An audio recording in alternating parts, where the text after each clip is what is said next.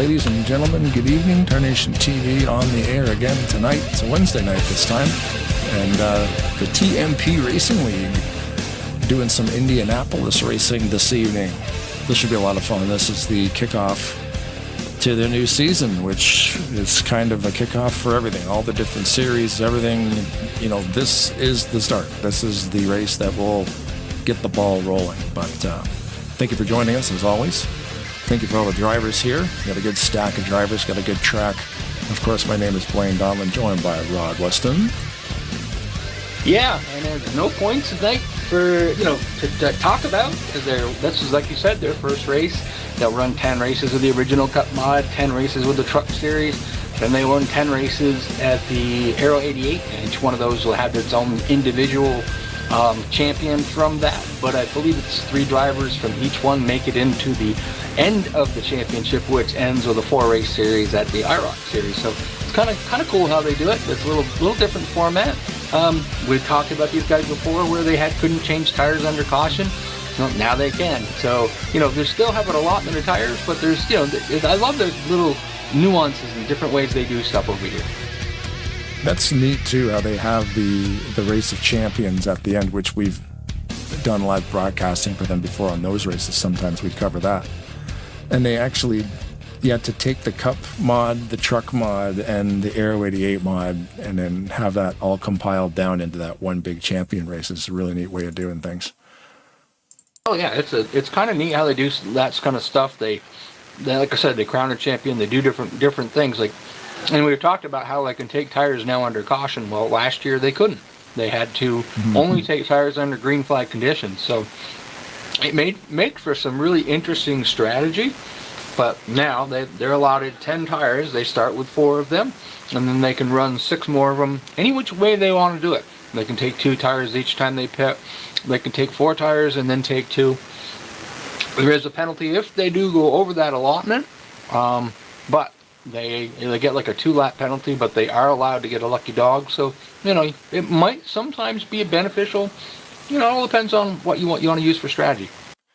I'm curious too what truck mod they use, because I know there was a rumor that the community was working on an updated truck mod, which have been kind of neat.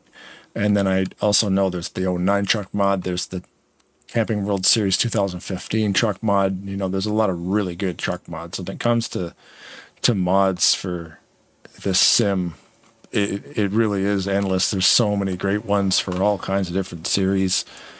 And tonight it's the original Cup mod. So if you downloaded this game fresh way back in the old days, this is what the cars looked like. I mean, not so much the paint jobs. Those are always going to be custom. But, we'll take a look at all these guys tonight. And this is a cool thing here that Sir Weston noticed, was the scoring pylon on the front straightaway. They updated the texture to include last year's qualifying order, which is kind of neat as well. I've never seen a league do that before, so that's pretty neat. So you can see all the drivers on there. 22 people qualified for this race. Last year, I think Indy kicks every season off. So there you go. Most of those guys are probably back here tonight. Normally they run the CTS 03, which was the one that Project Wildfire put out. But like you said, there's a lot of... Oh, there was Project Wildfire. Did put one out. I forgot about that. I always associate them with the PW... What is it? PWT? No, PTA? Yeah. Well, they did that. Mod. They did the... they made a few of the earlier... mods available, just to make sure that people, they had something else to race with. But right. And then, of course, like you said, there's a lot of really nice truck mods out there. They also are doing something a little different during qualifying. It's kind of neat. We won't see anything different. It'll just happen, and we won't know anything about it. But the qualifying order the way they finish will determine their qualifying and where they start in the race. But there's points out there, so kind of sort of a little bit different. But You'll take the top 3 drivers right now in practice. That is John Wall, Tom Goodman, and Chris Aiken, and that will be Group 1.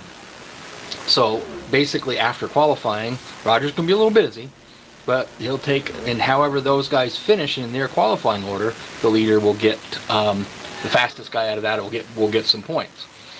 Then you go back down, so it'd be like you have Viper, then you have oh gosh, I know the guy's name too. Tom? Hold on. Like 59. Musa? Yeah, Bink. Hold on, I gotta find him here. I gotta get you Bink Lucas. That's what it is. And okay. and then Tom Musa. So basically every three people will be in their own little group, and it'd be like a little bit different way of gaining points, during the qualifying session. So that's kind of an interesting. Like I said, they do a lot of interesting stuff. It's an interesting way that they're going to do that, awarding points through groups, and then like I said, you don't qualify or anything if you beat that guy. You just you qualify where you qualify, but it's kind of cool. Such a cool track too. I love this front straightaway. I'm just kind of panning around here with the drone. Might as well just go for a rip actually, but everybody is familiar with Indianapolis, and I didn't know this. It says the Culver Block 200 mile race. Apparently, that's the name of the company that bricked this place out. Yep. And Navelsick was saying that it's actually in the actual track. It's actually stamped into the bricks. So kind of a neat little piece of knowledge there, because as you know, I don't know what I'm talking about most of the time. So. But if you were to go to Indy and go onto the bricks, that they're stamped with the Culver symbol on them. So that's kind of a little tidbit I didn't even know about. Yeah, that's cool. That's a dirty little piece of info. That's a cool little, like that's a trivia question you're gonna get wrong. What was the name of the company that bricked the brickyard? And you're like, I don't know. What do you mean? I'm like, I know the answer to that. It's Culver Block. I'm like, how did you figure that one out? Well, let me tell you. We're a bunch of grown men that hang out in this old video game sometimes, and I learned some things. I still think it's cool that they left that much of the bricks there. That just adds a little bit more to it. A lot of the tracks are very unique. Where I like the very unique tracks because you end up getting like the Texas, like Texas and Atlanta and stuff like that. Michigan, Homestead, Fontana, which they don't even use anymore. I guess it's gone now, but they're kind of the same. But then you get weird tracks that were made a little while ago, and like Darlington with the fishing pond. It's like, don't you play through my fishing pond? And okay, well now we have to shrink this corner. Yep. So now it's this weird shaped track. You would just normally like we're going to build an oval. You make it in the shape of an oval, but in that situation they had to adapt. And that just leads to an extremely unique race. Same with North Wilkesboro being on a hill. You're going uphill a little bit, downhill a little bit, depending on what straightaway you're on. Downhill in the front stretch, uphill in the back stretch. Is it? Okay, yeah. So then it's that even Darlington again, didn't they change the back straightaway and the front straightaway? They not changed the straightaway, but they changed where the line was. Right, because originally... Start-finish line, flipped it up to the other side, so then North Wilkesboro could flip that and go, now we're going uphill on the front straightaway. Originally, you would start the race going into turn 3 and 4, which is now turn 3 and 4.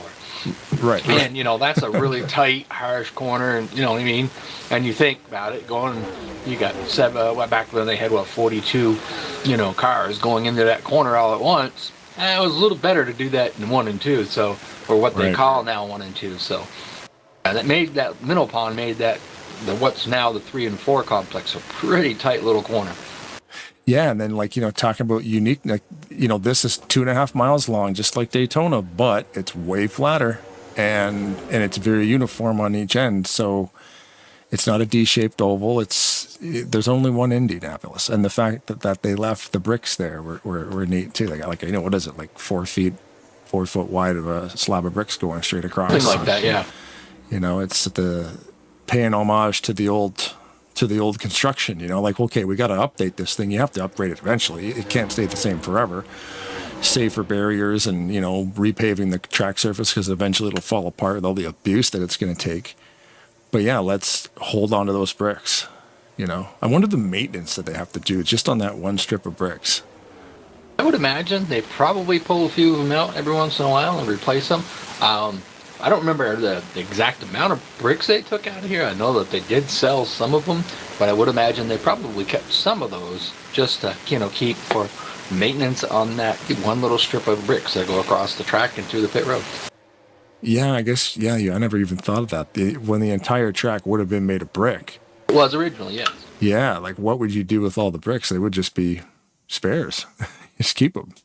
Because there's going to be certain lines that are going to be beat up more than other lines. So yeah, you would probably still have a lot of fairly new ones hanging around. But anyway, enough talk about bricks. Just, I like the cool little trivia stuff. Yeah. But today we've got, pretty good field. SMO and TMP coming together, which was another very cool matchup between leagues merging. Both full of really just chill, professional sim racers. You really can't find a more like it's weird, but a laid back professional crowd. Because it is like they're not so laid back where it's lazy, but they just want to have fun. But it's serious fun because like we're coming here to do this thing, and there's still a rule book in place if they need to use it, and just be respectful. It's a great group of guys, fun to race with, and the rules are pretty cool. I mean, like I said, they've lost people and gained people because of the tire rules and stuff like that. But and they change it up a little bit each time. They listen, they learn. That was cool. It was fun. Didn't work. So, this time around we're going to do this and whatever. And they, like I said, they've always done interesting stuff to keep people. Try to keep it so it doesn't get stale, I guess is the best way to put it. Yeah. Yeah, and it is the neat little things. You think, we do so much broadcasting in so many different places. You would think like eventually we'd run out of ideas, but there's always some cool thing coming up. Oh, yeah. Boy, you look at ASR, they decided to come up with a sponsor thing, They have guys that race out there or, anybody. I mean, Tarnation TV could sponsor a race if they wanted to, It's it was an idea to kind of ease the burden of the guys which is basically Bryant Motorsports, was flipping the bill, and it just makes it easier on them a little bit, and, lets people have a lot of fun, We had Greg Palmer did his business. Last week's wasn't it the Dogs for Soldiers? Yeah, Canines for Warriors. Canines for Warriors. That was Mark Paglia. He's sponsoring another one that has to also do with animals coming up later in the ASR season.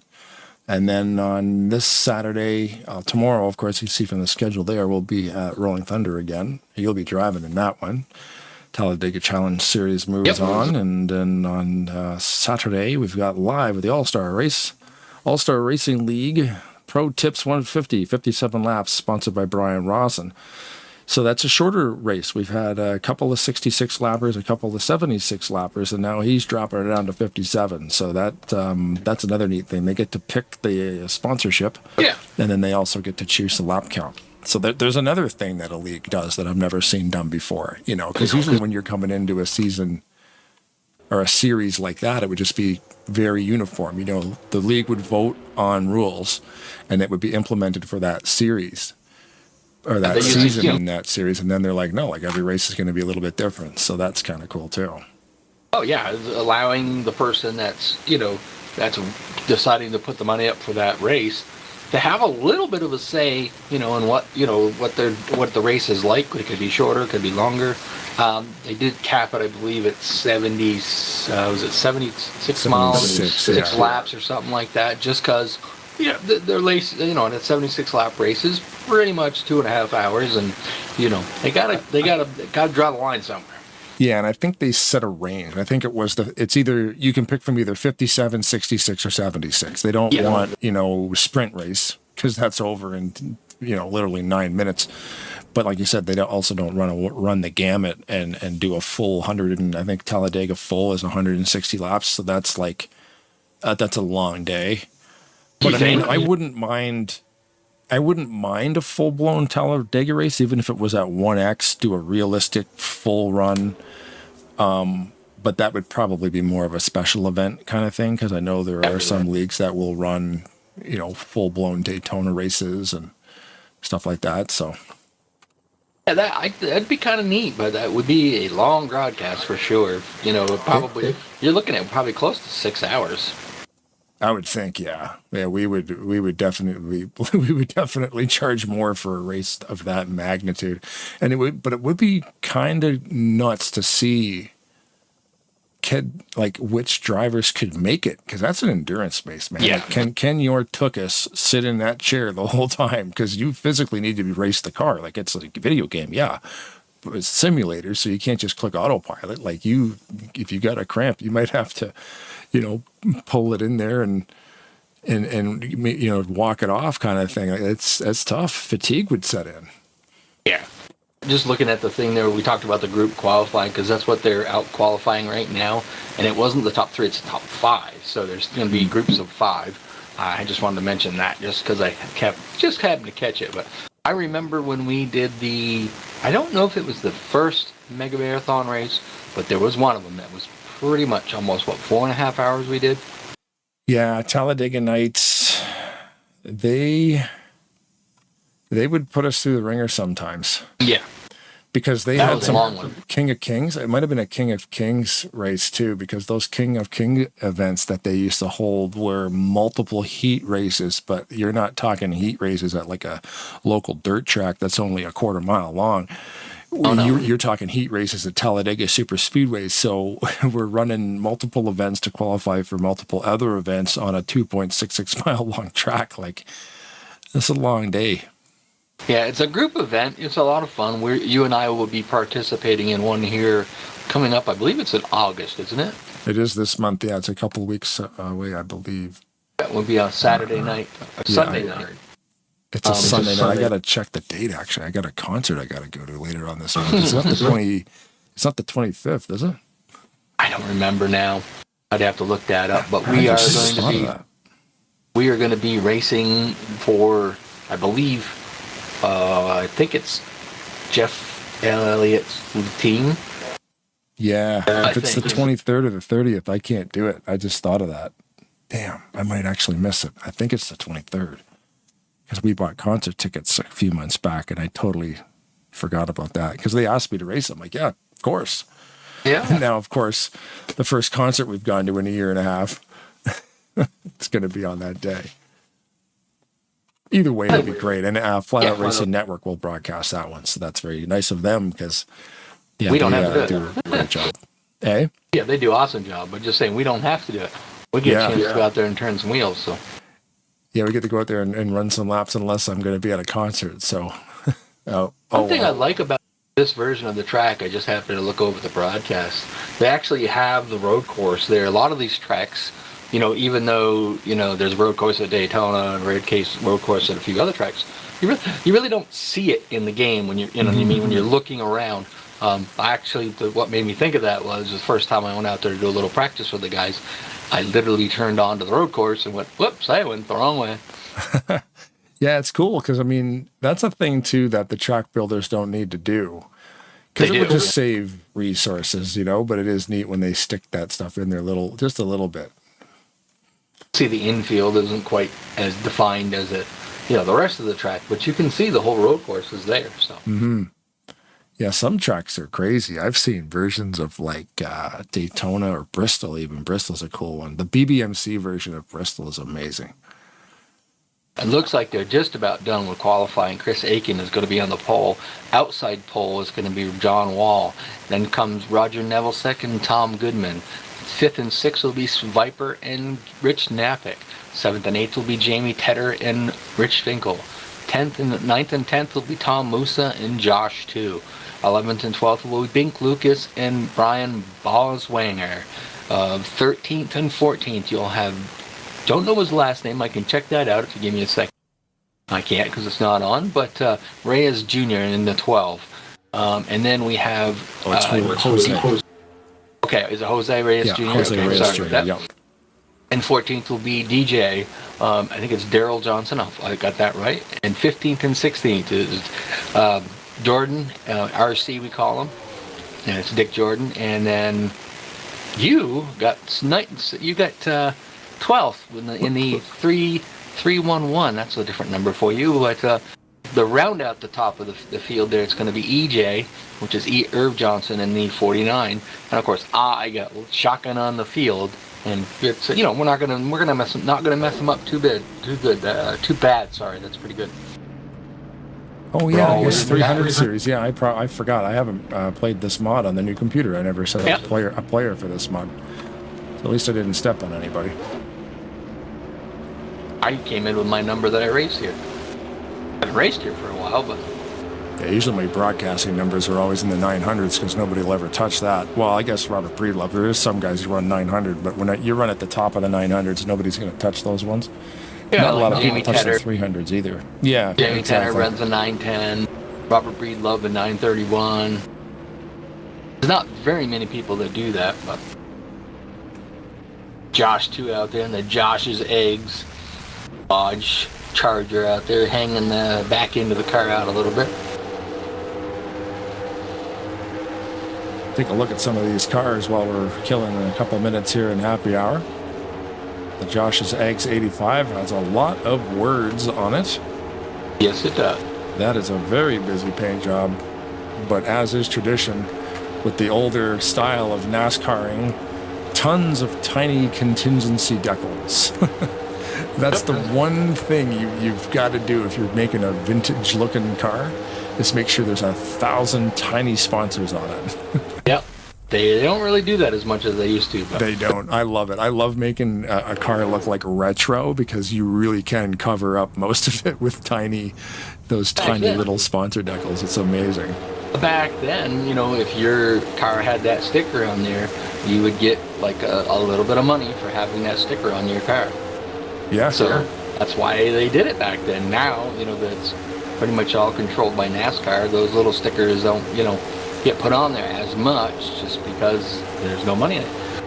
Yeah, and or it's exclusives, right? Like your big sponsor will pay you more to keep those little sponsors off the car.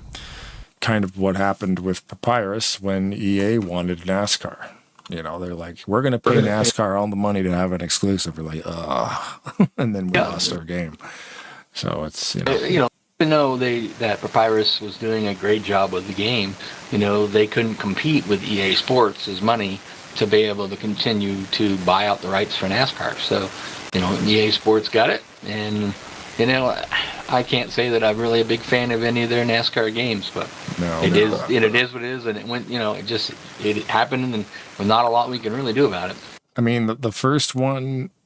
I mean, the computer game that came out in 2004 was okay because it was part of the Papyrus people. But they it's still not worth it because there's so much like sponsorship stuff in it. Like, hi, I'm Jeff Gordon, and we're going to go for a walk through the garage with our Pepsi can, and it's like, come on, man, really already? Like, that's the thing about this game. It's very bare bones. You've got your garage, you've got all your in-depth tweaks and stuff, and there's none of that fancy fluff. We want to race, and we can go into a race, and we can drive a car, and we can get in the garage, and we can tweak a car, and it's 100% simulator. They don't have to pander to all these, these sponsorships and all these microtransactions, and if you want the new cars, you got to pay an extra $10 to download the new cars. It's like, we're lucky enough with talented community, they just build them and put them up for nothing with a donate button. And I highly recommend every once in a while, maybe click the donate button and send the modders, $1, $10, something, whatever you want, especially with these new tickers. Same thing. I sent this guy some dope for these things because he's doing amazing work. He's quick. Like you said, you had a suggestion from... Was it last, we did it Saturday night. You had it on there. It was a little bit different, you know what I mean? And then you had a suggestion about some of the stuff, and lo and behold, was it just a couple of days or a day, he had whatever you needed. Yeah, and it was a couple of the broadcasters had mentioned it. I was the only suggestion that I saw in the suggestion part. But it was... behind the scenes, we can see what's going on. That's how we report to the viewers of, this driver's got a black flag. This guy's only pit 3 times, and this guy's only pit once.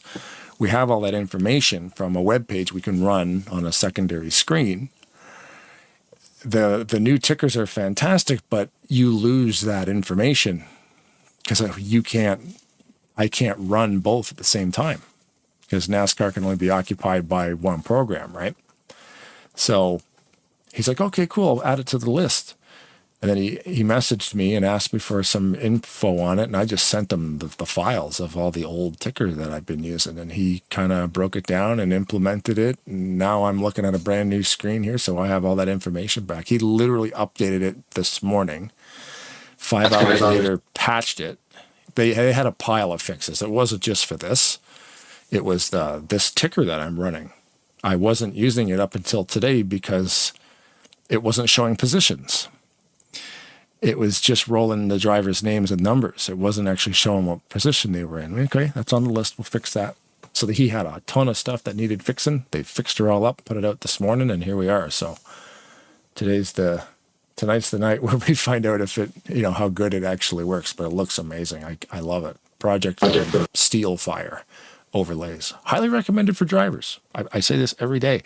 I'm only using the ticker. There's 15 other things in there that you guys, when you're driving, can use, telemetry and, car radar, new dashboards, all kinds of stuff. It's wild. And have you got it yet? So it's like the live ticker, you know what I mean? What I mean by that is as the positions changed, as they change, they show it live, or do they have that not yet working yet? It's live offline. So if you're racing with the AI, it's instantaneous. Like when you see a car, if you pass a car on the track, your position will switch instantaneously on the ticker. But in an online race, that information only updates at the start-finish line. Okay, so no matter what. It will still be animated on the ticker, which is really cool. You'll see the little names slide around. They're sliding around on the ticker. It's pretty neat. And it's instantaneous, where the other one was older software. It took 10 or 15 seconds. This is instantaneous when they hit the logo signs. Very cool. Yeah, and then when a yellow comes out, you literally see it right away, where before, same thing, there was a 10-second delay. It's just the snappiness of this new software is pretty awesome. I tell you one thing, Roger Nevillesek's car is loud. You're not gonna miss that at all. Yikes! Oh, I love hideous cars. This is it's awesome. Not hideous. I love it. I love it. No, that's what I bright. mean. You got the Hoosier. Got the Hoosier advertising on it. That is cool. Yeah, we'll definitely see Roger Nevillesek coming from a mile away. Yeah. Maybe even farther than a mile away. Downside to having a car that color like that is, if you run into somebody that there ain't nobody out there that's going to have that same color paint, so you can't blame it on somebody else. Is that what you mean? Right. It was the other guy in the red car. And we're getting ready to go racing. 80 laps around here. We're going to be doing a few. So I got John myself Wall live in the Boudreaux's butt paste Dodge Ram. Dodge Charger. Dodge Caliber? Dodge Caliber. Dodge Charger. Challenger. Charger. It's a Charger, not a Challenger. Don't buy a Caliber. My mom had one. Oh, my God. You want to talk about blind spots? Yeesh. There you go. As I was saying, we're missing a driver. That was Jamie Tedder. And are we missing one on the outside of Roger Nevillesek? Might be one of Reset it again. Because we're in the back. Okay, now Rich Nappick is there. Must be Rich Nappick couldn't get in. Oh, okay. Currently gridding up there. You see Nevillesek. Front row beside Goodman. Viper and Nappick. Benkel and Tedder. Musa and 2. Lucas and Beiswanger.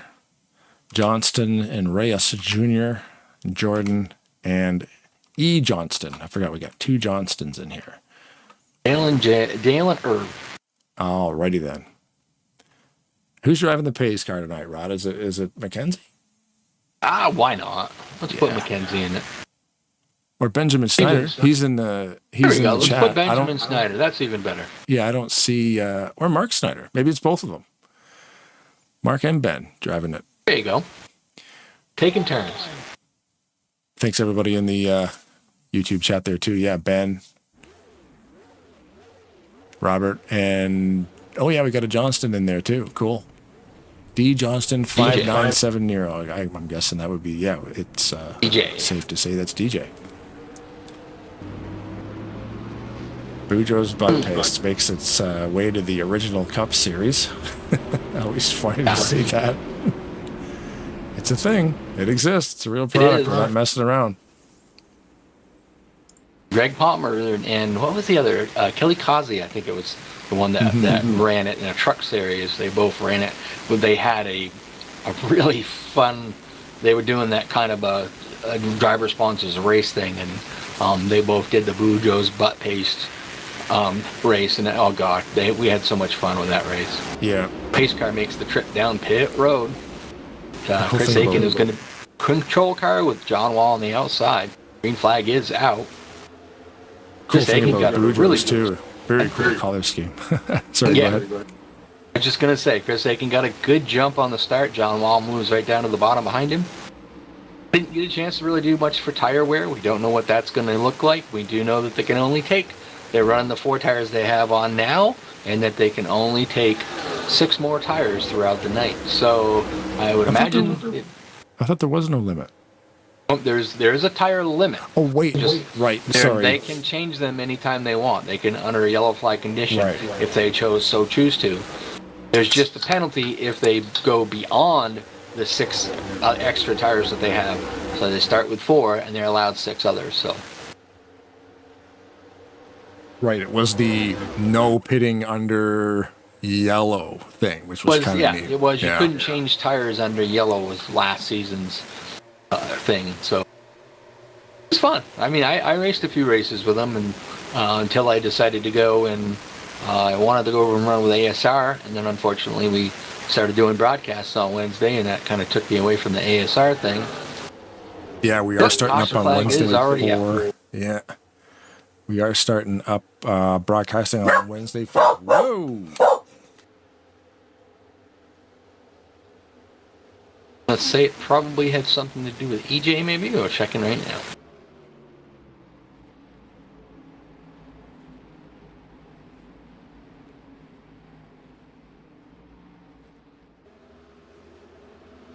We've kind of got into turn 1. Just lost the back of it. It would have been, it goes up into the wall, and as Reyes Jr. just happened to be coming by, that's when they picked up the caution because he was across the track in front of the Reyes.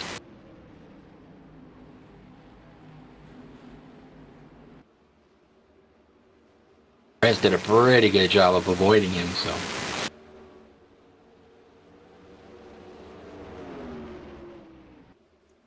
Sorry, that was crazy.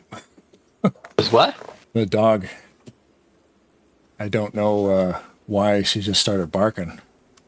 She probably was dreaming, and that's what I think, because she's deaf. So nothing will wake her up. So anyway, sorry about that.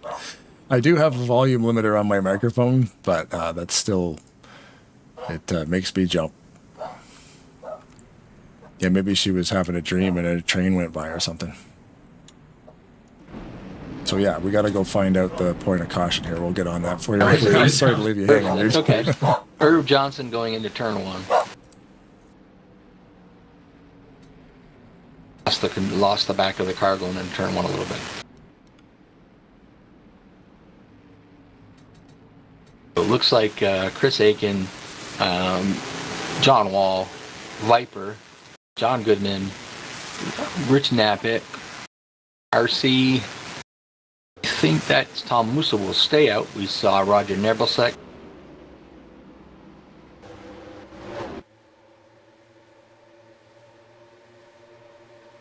Tom Goodman. I think you said John. Yeah, John. Yeah. So Roger Nebelsick coming in, as well as Rich Finkel. Shouldn't see any tires. This is probably more just a fuel strategy. Yep. Both of them guys just came in, took fuel only. That could, maybe play dividends later. You never know. DJ is pitted it as well as Reyes Jr. Curve tinted, probably. Let's just see if he took any tires at all.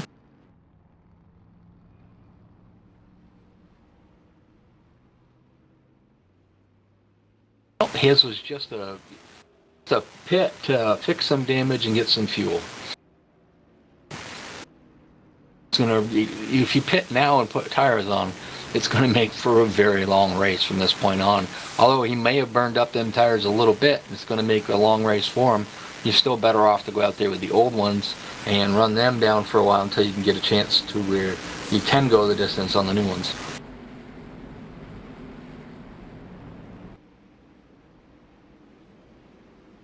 That's going to put Roger Neville back a little bit away. He was around the 4th position up there. That's going to put him in back there in about 11th position. No, it's not going to have new tires like everybody else, or he's got the same tires as everybody else, so we'll have to see if he's able to, work his way towards the front. Say lights are off on the pace car. Pace car takes the trip down pit road. They do start single file here. That makes it easier on the admins. You don't have to clear flags for somebody passing somebody the wrong way. If you pass them the wrong way this way, you're going to get a black flag. It's not going to be cleared for you. But John Wall was right on it on that one there. Looks like he's going to beat Chris Aiking into turn 1. He's got Viper right tight behind him. Got a really, really good start. Use that momentum to get him out there out front. You don't want to put John Wall out front sometimes, because that old boy will just walk away from you. But Chris Aiken's no slouch. He'll catch right up with him pretty soon if he can. They both got a really good jump on the field there. They probably about 4 or 5 car lengths ahead of him. Goodman kind of looking at Viper there, trying to see if he can do something with him.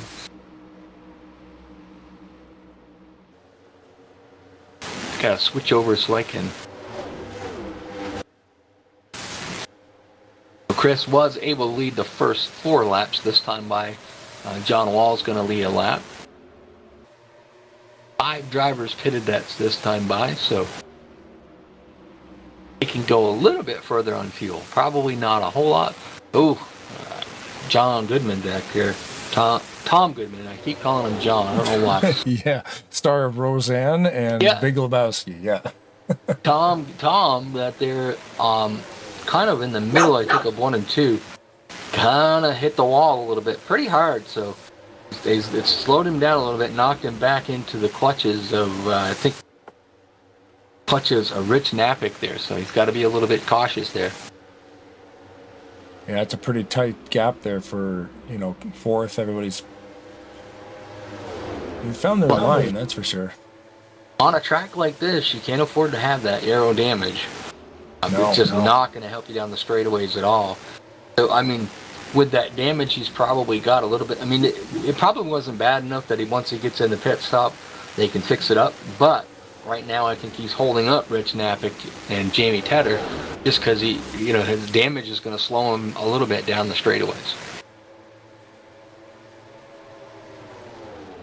I think she's falling back to sleep. Mm-hmm. Leave you hanging. It's a one-man show. She was chasing rabbits, that's all. Yeah, doing something. Yeah, I don't know. So yeah, just, apologize for the barking. Sorry, but not sorry, whatever. This is what you get. It's a dog thing. Yeah. John Walsh crept out a little bit there at the line. He's got about a 0.37 second lead over Chris Aiken. Viper kind of just laid back there a little bit. Viper is one of those kind of cagey kind of guys. He'll let them guys go run off and burn their tires up. If he's capable, he'll probably start sneaking up on them there. Although can't take anything away from John Wall and Chris Aiken. I don't know how these guys do it, but they are very, very good on saving tires. That's the thing. There's so many different strategies when you come here too. Like you can race guys, but then you're like, well, it's an 80-lap race. 200 miles you got to go. So why race too hard off the hop? Keep the car clean. Maybe get yourself into position for a different pit cycle, so you're not on a busy pit road. It's all kinds of things, Another one of them guys out there, Jamie Tedder, and 910. Very, very good at saving tires. He right now currently running in the 6th position. He is about 3.3 seconds back. But I bet you he's just more cruising, saving his equipment, waiting to pounce when he gets the opportunity. Blink Lucas, that's a new driver to me. Not sure about his background and whatnot, but holding strong pretty at the 7th position, kind of following Jamie Tedder around. We'll see how he can keep up his momentum for the evening, see if he can still stay up with these guys and stay in that top 10. I'm pretty sure Bink was in a couple of those IROC races that we were calling for these guys. Am I wrong? I'm not sure. I don't remember the name, but that doesn't mean he wasn't there. Or it may have been his car. Maybe somebody was driving his car for him, because I know that happens in the Maverick Cup Series as well. You'll have guys driving for other people. Somebody may have been driving Bink's car, or Bink could have been driving for somebody else. We did have the 4 of Tim Musa, who I was just going to mention. He was driving Tom. Why say I tell you I'm terrible tonight. Tom Musa. Sorry about that, Tom. He was driving the 44 for Bino. And surprisingly, that Bino is not here tonight. But I think I heard something about he couldn't make it. Well, and you get behind Tom. Tom's currently running in the 8th position. Behind him, you have Josh 2. We talked about his loud paint scheme. Pretty cool paint scheme he's got going on tonight. Very cool. 10th right now is Brian Boswanger. He's just running his Tom Musa. Yeah. Got a little bit of internet connection issue there. He was trying to run 3 wide all by himself. Still kind of running 3 wide all by himself right now. Do you know that sponsor on Beiswanger's car? Buffalo Trace? Is that like a rock band or something? Oh, I think that is a whiskey. Is that a whiskey? It's a Kentucky whiskey. Oh, it does. I couldn't see it from a distance. Kentucky straight bourbon whiskey. There you go. Just Roger Nebelsack, he pitted. We know he can go further on fuel than everybody else can, but tires, he's equal with the guys on tires. So he is currently in the 11th spot, but looking at Brian Boswanger, trying to see if he can find a way by him. I kind of want that number font on the 51. That's a great number. Yeah, I think that's kind of like the Kyle Busch 51 number, I believe. Because I've got a couple of fonts that I use when I'm building cars. Usually it's like I got one called Molot. I got another one called Grammar or something. Kind of mimics the Childress one, I think. You got to kind of find fonts that are big, bold, Yeah, I have a bunch. I know RCR, and I know I have, the Miller ones, and I got the Bread Bowl, and, I got a bunch of them out there. That's the thing too. Some guys make custom sets where you have to cut and paste them out. Yep. Much like this one we're looking at here for Bink, because you got that number 9, that Casey Kane 9 with the little tail coming off the end of it. Currently running in the 12th position. Rich Finkel is out there in the second Camel car. There's 2 Camel sponsorship cars out there tonight, 2 Fords. Nice. Get yourself a Camel. 13th, Rick Jordan, or Dick Jordan, we call him RC. Always running that IBM number 61 is pretty much his primary car. 14th, we have Jose Reyes Jr. Still running strong back there. Did a good job missing EJ earlier there. So. Yep, everybody right now has found their groove. The cars are warmed up. I kind of give it usually 5 or 6 laps before you really feel the car come to you, and then once they get cooking, they just start methodically picking off those laps. Counting out the guys that are out there running right now, you got EJ and then 49. He is currently in the 15th, and DJ is in the 16th position. That is all the drivers we have out there tonight. Just wanted to do kind of a little run through for them. Yeah, a little roll call. And the pace car driver, according to Benjamin Snyder in the YouTube chat, should be Randy Stein from his favorite a cappella singing group, Straight No Chaser. See? Ben's got an answer for everything. I have no idea who Randy Stein is, but now I do. The only a cappella group I know is the Pentatonics, so. Yeah, I'm trying to think if I know any of them. I do now. straight notation and the pentatonics. Don't know So the there you go. Bellas, the Troublemakers. Come on, you didn't watch No. Pitch Perfect? No, I have no idea what you're talking about. I'm gonna drink this Sapporo. That's what I'm gonna do. All still out there in the lead, currently leading, has led 10 laps. Fastest lap so far is by Tom Goodman. He has a 48.838, and that is 184.181 miles per hour. That was the one piece of information that didn't make it to the new update. I can see that he's a 48.838, but I can't see the speed, so I'm not being picky. This new update's fantastic for our ticker software and behind the scenes.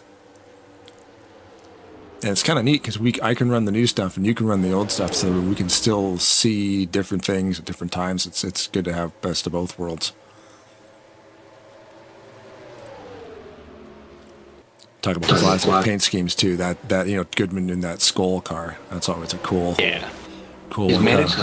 Goodman has managed to work his way past Viper on this last lap sometimes. So the Viper's really just in saving mode, or there he goes again. He smacks it off the fence. I guess maybe just trying to make it faster down the straightaway. I'm not sure. I was going to say, if you make the car narrower, technically your drag is going to be less, right? Yeah, well, they say Dale Earnhardt Sr. and I've seen Kyle Busch do it. The car was a little bit too tight, I believe. A little bit tight, give it a whack. Not a little tight, sorry, a little bit loose, because if it was, the more you had that fender flare hanging out there, it's going to make it, tighten the car up some, so it's going to make it loose. And they went up, smacked the fence, pushed it in a little bit, and went better. Earnhardt, it was more, he was just trying to make the thing more aerodynamic down the straightaways. That's so cool. And there's no rule against that. Nope. Technically, you're damaging your car, but hey, if it works. Riding on board right now with Goodman, taking us for a couple of laps around in Indianapolis here. Such a great looking track. See the leaders way off in the distance there in front of him. Not that far behind him, but he's, about 2 or 3 seconds behind. So pretty much 3 even. I got a 2.999. Yeah, if you look at GNL TV, yes. If you look at the game, it says 3 seconds even. So GNL TV or Azure ticker too, a little more accurate. Right. And I can now see that John Wall has led 13 laps. Chris Aiken has led 4, and nobody else has led any. And we've only had a couple people on pit road. Both Johnstons, Reyes Jr., Finkel, and Nebelsick have all pitted once. Benjamin is asking if one of the drivers is a German driver in here. I would imagine if it was anybody, it would probably be Bosswanger, but I'm not sure. That's a good question. Yeah, it could be Beiswanger. It could be Napik. Probably not. I think Napik's a North American name, right? Napik is from Connecticut. Is it? Yeah, he doesn't live that far away from me. Yeah. He's definitely not over there in Frankfurt. Yeah. Now, somehow, as we were trying to figure some other stuff out, Tom Goodman has managed to separate himself from Viper, Rich Napik, and Jamie Tedder's back a little bit further, though, but, has managed to separate himself from them guys a little bit, not gaining on the leaders at all because he's out there running by himself without any drafting help. Even though they have to lift and, the corners here and whatnot, there's still a lot of drafting that comes into play here because of the long straightaways. Do you prefer like that kind of, would that mess your corner up much? Because you can gain a lot of speed in the drop, but then you're changing your brake point depending on how much you're getting, right? Yeah, oh yeah, absolutely. I mean, you're in the draft, you're, a few miles an hour faster, you have to brake a little bit earlier. It's the way it is. But then again, on the straightaways, you just tuck in behind somebody and go. It looks like Rich Napik is trying to make a move back there on Viper. He's got the inside going into turn 1. Viper wisely decides, you can go too wide here, but it's not really recommended going into 1 that way. Viper's smart, though. He's not going to race a guy hard now. I mean, you're only the first quarter of the race. It's like, you know what? Absolutely. You got inside me, take it. We'll just keep on going. Yeah, but, you know, we figured, I think, what was it he say? I looked in the thing, or I think they could go about, probably 38. I think Richard Neville said something about maybe they could go on around 36 laps. Okay. I believe is what it was. So if you could go almost 40, so I know that Tom really spends time. This is Tom Musa, makes sure that, you know, the guys can go out there and they can run and they can make it on the set of tires. If they couldn't, obviously, you know, another set of tires would be allocated to them, but and they can do it on fuel. Now, saying to do it sometimes where you really got to save a little bit of fuel, not necessarily save a lot, but, you know, you may have to kind of back off a little bit, maybe roll the corner a little bit, not as hard, and off the gas a little to save just a little. But he tries to get it so it's pretty close, so it's, you know, that they can make it through that way. So if they can do about, you know, 36 laps, you'll probably see the guys that haven't pitted, I would say 36, 37 laps into the race-ish. But there again, you got to think about it too. You got 80 laps. You can use, you know, 2 sets. If you can do 36 laps on a set of tires, you're going to go as far as you can on them. Then you're going to get tires on, as per se. You know, you might want to get out there with newer tires so you can kind of gain an advantage. But the last pit stop, you're only going to take 2 tires. Now we've seen Tom Goodman just kind of try to do the 2-tire thing in the middle. Didn't work out so well for him. So, you know what I mean? It's a little bit questionable about how or what you want to do it. So as Rich Napick, he's been saving them tires. He's another one of those guys that's really good at it. Takes and passes Tom Goodman there going down the front stretch, moving himself into the 3rd spot. So what is the penalty if a driver has to take more than 6 tires out? Is there a 1-lap penalty? Oh, it's a 2-lap penalty. Yowza. And it's a situation where if you tell them, so a lot of times what they'll do is when they pit, they'll announce that they're pitting and taking fuel only, or they'll pit, you know, saying they're taking 2 tires or 4 tires. As Tom Goodman just right back by Rich Napick, he said, nope, I want that 3rd spot. Yeah, we're watching a battle here for 3rd and 4th, not so much the lead. They are racing each other so hard that they're bringing Viper and Jamie Tedder up to the, you know, a little bit closer to them. So yeah, back on the leader there, John Wall. Oh, just a little bit of a lag spike. It disappeared for half a second. No big deal. Oh, we got a spinner in the turn there. It looks like Viper's around. So yellow is up. We'll back that up and take a look at it. Of course, we were focused on them the whole time, and then we changed focus, and we get to go find point of caution here. Doesn't look too bad. See Viper coming into turn number 1 here, and he's got Tedder right behind him. That's what I was just watching to see what happened. Oh yeah, different break points. Ooh, big time, yeah. Got into the back of him, just rear end break a little earlier than he planned on it. That's too bad, yeah. So that's going to change things up a little bit for, you know, the rest of the field here. Just trying to think of how now you're going to go 25. We're going to yeah. You got to go 25 to tire there. Yep. So he's pitting on a closed pit. He has no choice. I'll just put him, if it's a closed pit, just put him at the end of the longest line. The question is whether or not is he just taking 2, taking 4. Well, we're going to watch.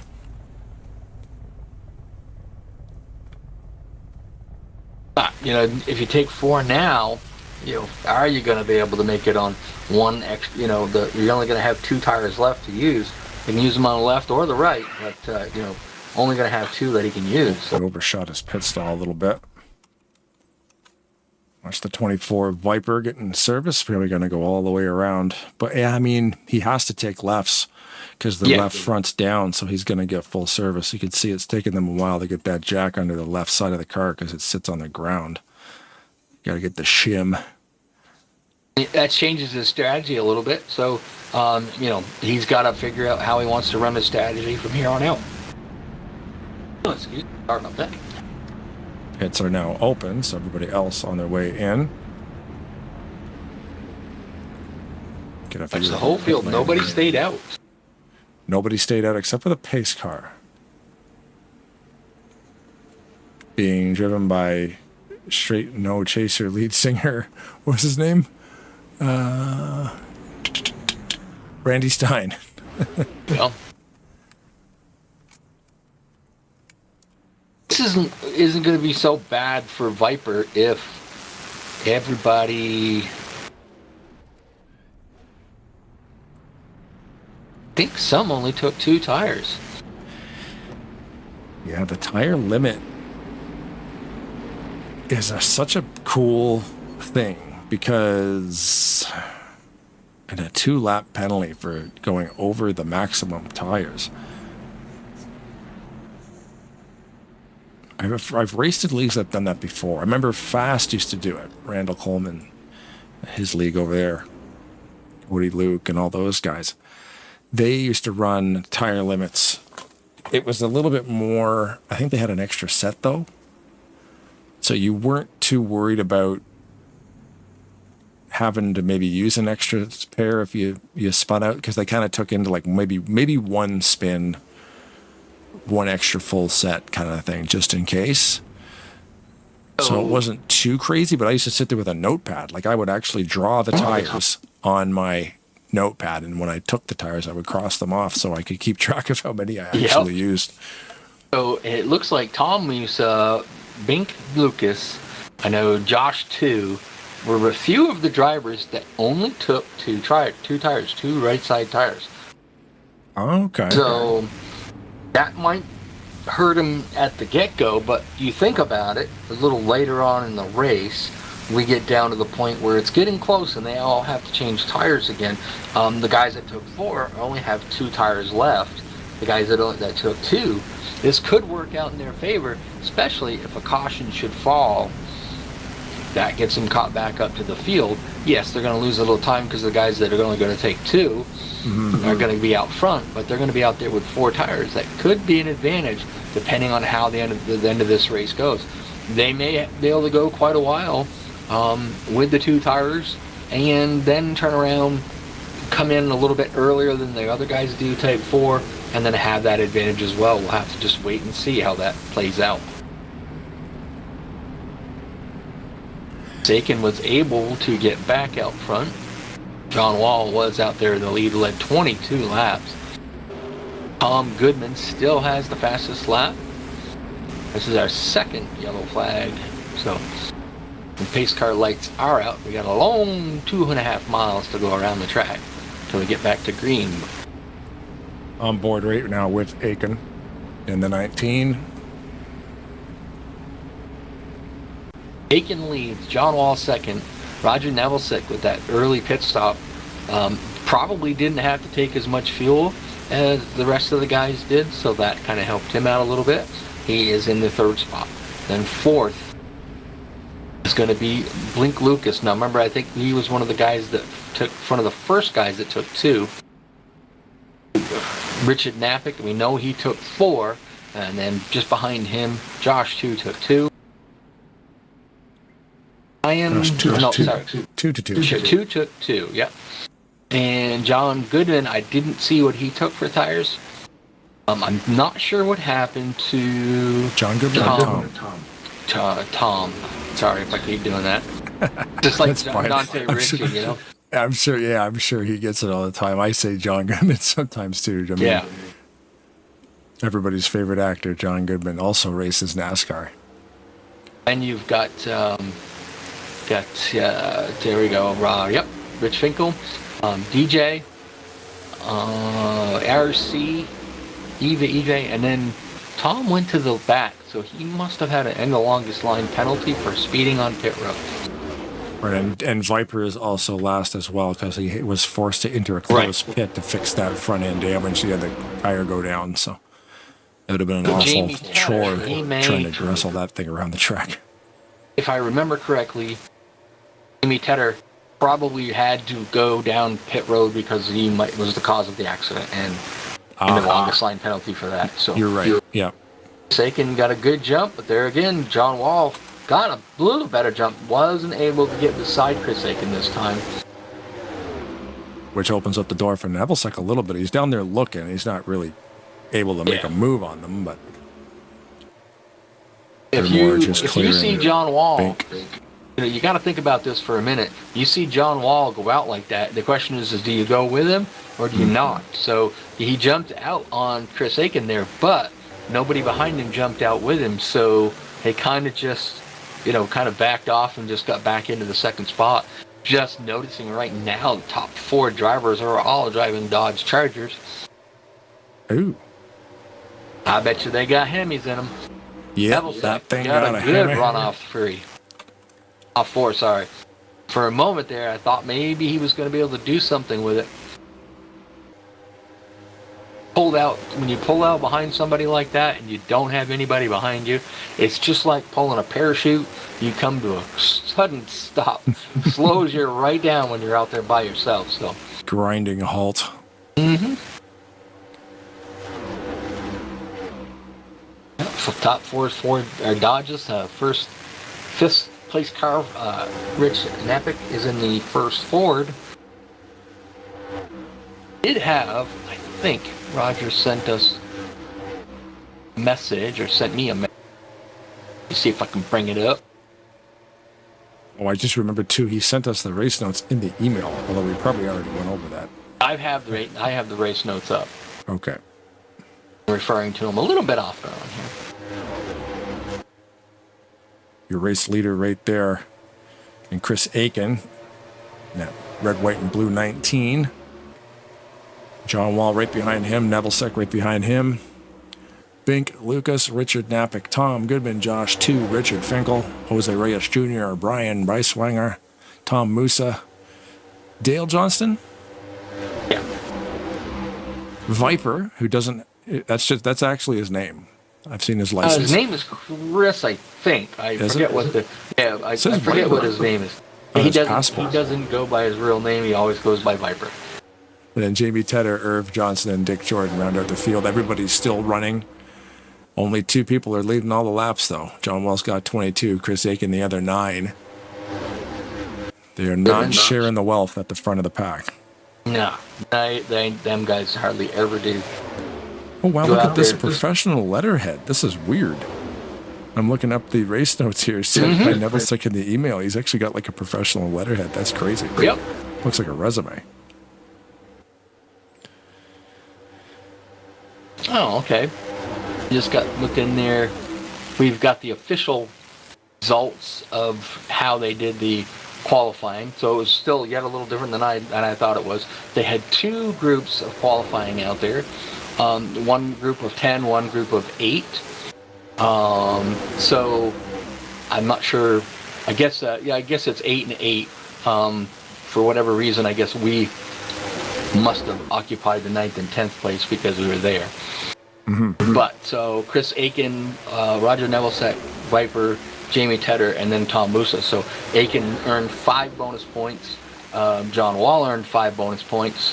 Nevelsic 4, Tom Goodman 4, Viper 3, Napick 3, Jamie Tedder 2, Rich Finkel 2, and the last one to take points, Tom Musa and Rich Finkel, Josh 2, was the guys that just got the bonus points for qualifying. Yeah, he is busy behind the scenes because I got that text there shortly after qualifying where they actually put the chart together for the 2 groups. And yeah, of course, when you're talking about a 30 to 40 lap run on tires, they are only running 1X. So this is what was given to me by Roger Nevelsic. There are 7 Chevys, there are 5 Fords, 6 Dodges, 1 Pontiac. And for giggles and grins, the 80, the 19, and the 85 are on Dodge chassis. The rest of the Dodges are running Pontiacs. So some of the guys, when they make the templates for these, they, may not make them onto the original chassis per se. So maybe the Dodge chassis has something a little bit different, or the Pontiac chassis has something a little bit different where they can move. It makes it look a little better in their eyes or whatever. So that's a lot of times how they'll make other setups like that, or other templates like that. They sometimes will make them on different chassis. For example, like I think we're under caution. Well, nope, not under caution. Yes, we are.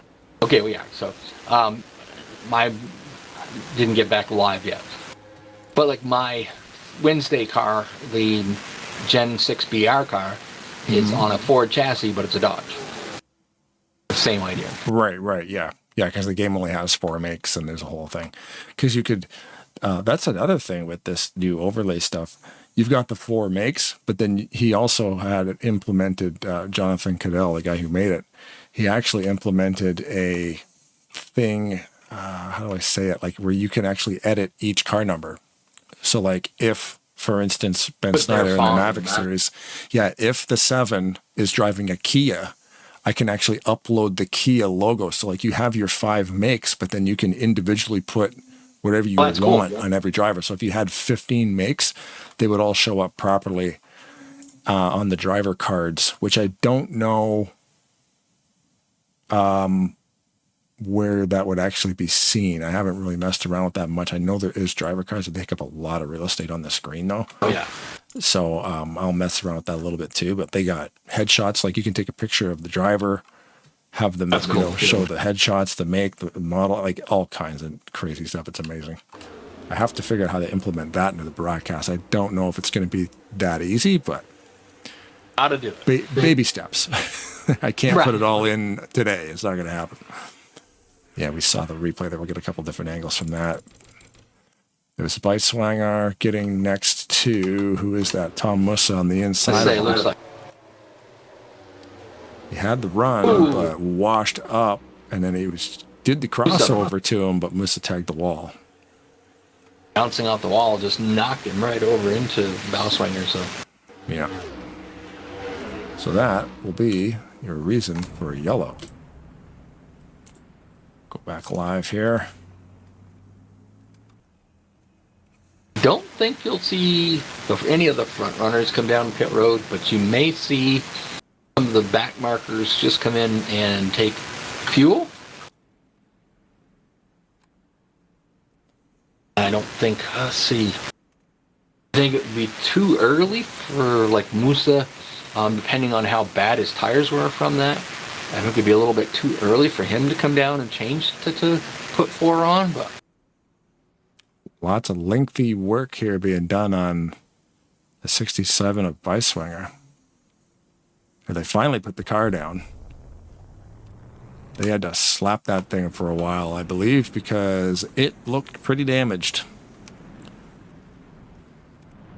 Yeah, it was a hard hit.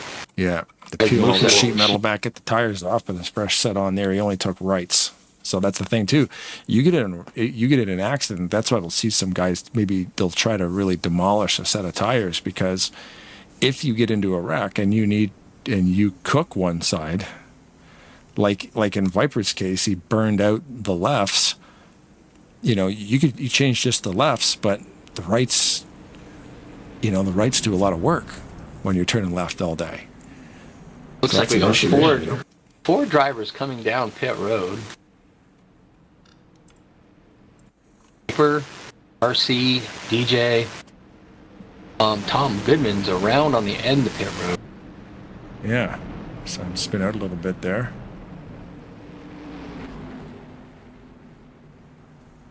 Going back to see what happened to him.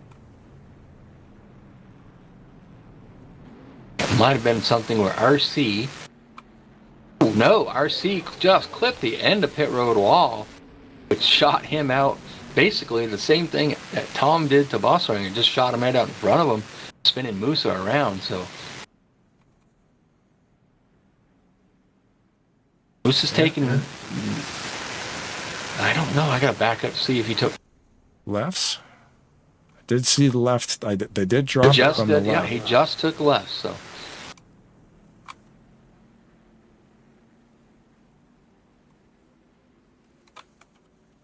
Curious now to see what Viper did. Yeah, Viper headed back out on the track too. I don't know if Viper took tires. He may have just got fuel. Just took fuel. Yeah, I saw him come and go pretty quick. So came in for a quick splash with 1X too. You know, that a splash goes a long way with 1X. We're used to 2X and maybe even 3X sometimes. What we're saying too is when we talk about 1X, that's the pit frequency. So in real life at Indianapolis, you could go X amount of laps. I think it was 36 to 42 or something on a run. So you know your fuel will kind of last that long. If we run 2X, it will cut that in half. If we run 3, it'll knock it down again. So like your fuel and tires will burn up twice as quick, 3 times as quick, and then you can actually set it to 4X, which is annoying because you're basically hitting every 7 laps. Yeah. It's insane. It's not even fun. 1 or 2 are the most common. Penny's car makes a trip takes down pit road. Chris Aiken going to be the control car. Him and John Wall get a good launch. And Nevilsek was just a little behind on that launch. Now, I was going to say, with Tom Musa taking left sides, so he's gone pretty much half of the race on his left side tires. So he does have, you know, still one set of tires that he can use. Chances pretty good he's probably going to put them on, you know, the right side, because he did the half of the race with the left side. So we know that he should be able to do it with that. The question is just, is it going to give him an advantage? The guys out front, you know, they're still on them tires, and they've only got two sets of tires, or two tires, not 2 sets, that they can use. It's a little bit scary, man, because if you have to lock them up for some reason and you cook your left, your left front goes down, because that's kind of the popular tire. You know, one of the fronts goes down, and you got to make a change when you don't want to, or you have to put them on the side that you don't want to put them on. And other things like that. I mean, when they first implemented it, there was people talking about, well, you know, what if I get wrecked and my, you know, I get spun out and you know, I ruin a set of tires. This is how many tires you got to make them last. So yeah, you got to make a decision. Yep. And that's the interesting thing. Like, it's a cool rule. I like that rule because it does, like, okay, I'll go down like this and I'll save these 2. Well, maybe you're forced to use them, but then what if you're forced to use them again? Like, if a tire goes flat, you have no choice. You have to do it. There is also, you know, you can take the gamble that maybe race control misses it. In a post-race review, maybe they don't notice. Nevilsek once again got a great run off turn 3. Pulls out there and not able to do anything with it. Just as he pulls out, nobody goes with him behind him.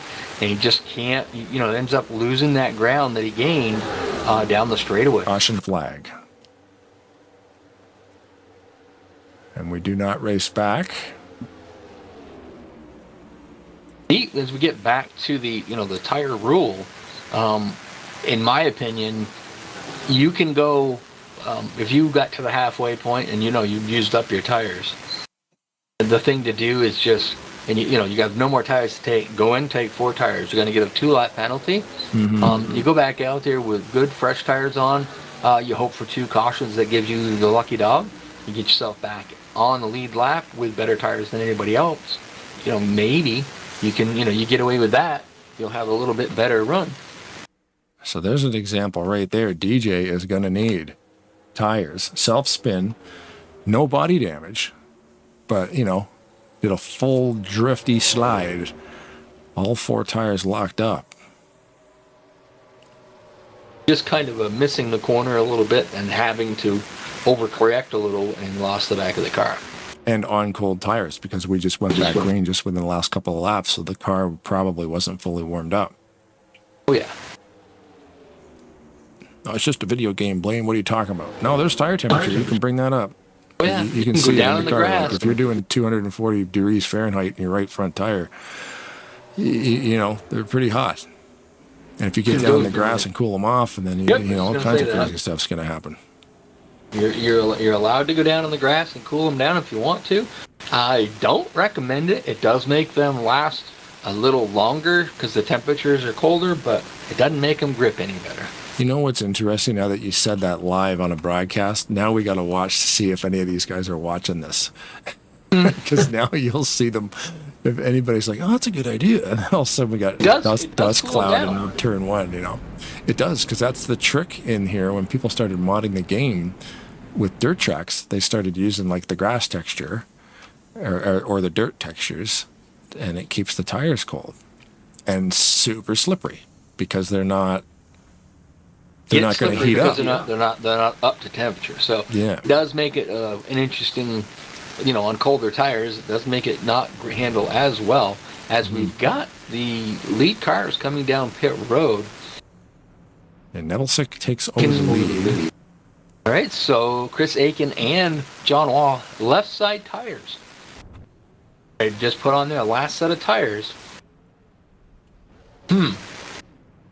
John Wall was able to beat Chris Aiken off from the pit road there. I don't know. I question that, but. Yeah, I mean they can make it to the end because the pit stop window is 36 to 45 or whatever it was, and there is only 40. Oh my God, math 47. I don't know. That is pretty close. Question is though, are they wearing the left side tires more? The last time they were in, they took 4 tires. Now they've been out there, ran a few laps, and they come in and take left side tires. Do they know something that we don't? I mean, yeah, they're right in the window because they're right about, what is it, 43 of 80. So they're like 37, 38 laps to go. But you're also talking about taking those tires right to the end of their lifespan. Maybe, you know, they're thinking there'll be a couple more cautions that'll give us fuel enough to go the distance. Maybe. I don't know. But if you're going to do that, why not stay out and out front and lead laps, then pit? You know, I don't know. It's an odd call. It's like, let's see, Musa, Rich Finkel, Boxwinger. Okay, now we've just got John Wall and Chris Aiken came back down pit road. Their fuel, I bet you it's a fuel top off. Locked onto Musa right now. Yeah, you're thinking it's just going to be a. They're going to do fuel. I'm wondering this. I want to see what Musa is going to do here. He's got, we know, 2 tires left. Do you use them now, or do you wait? You gotta wait, right? No, he's putting them on now. Okay, well, him and Rich Finkel, they put their last sets on. Oh, there's the German driver. That's what Benjamin was talking about. Probably Bosswinger. Somebody's rocking a German pit box. Yep.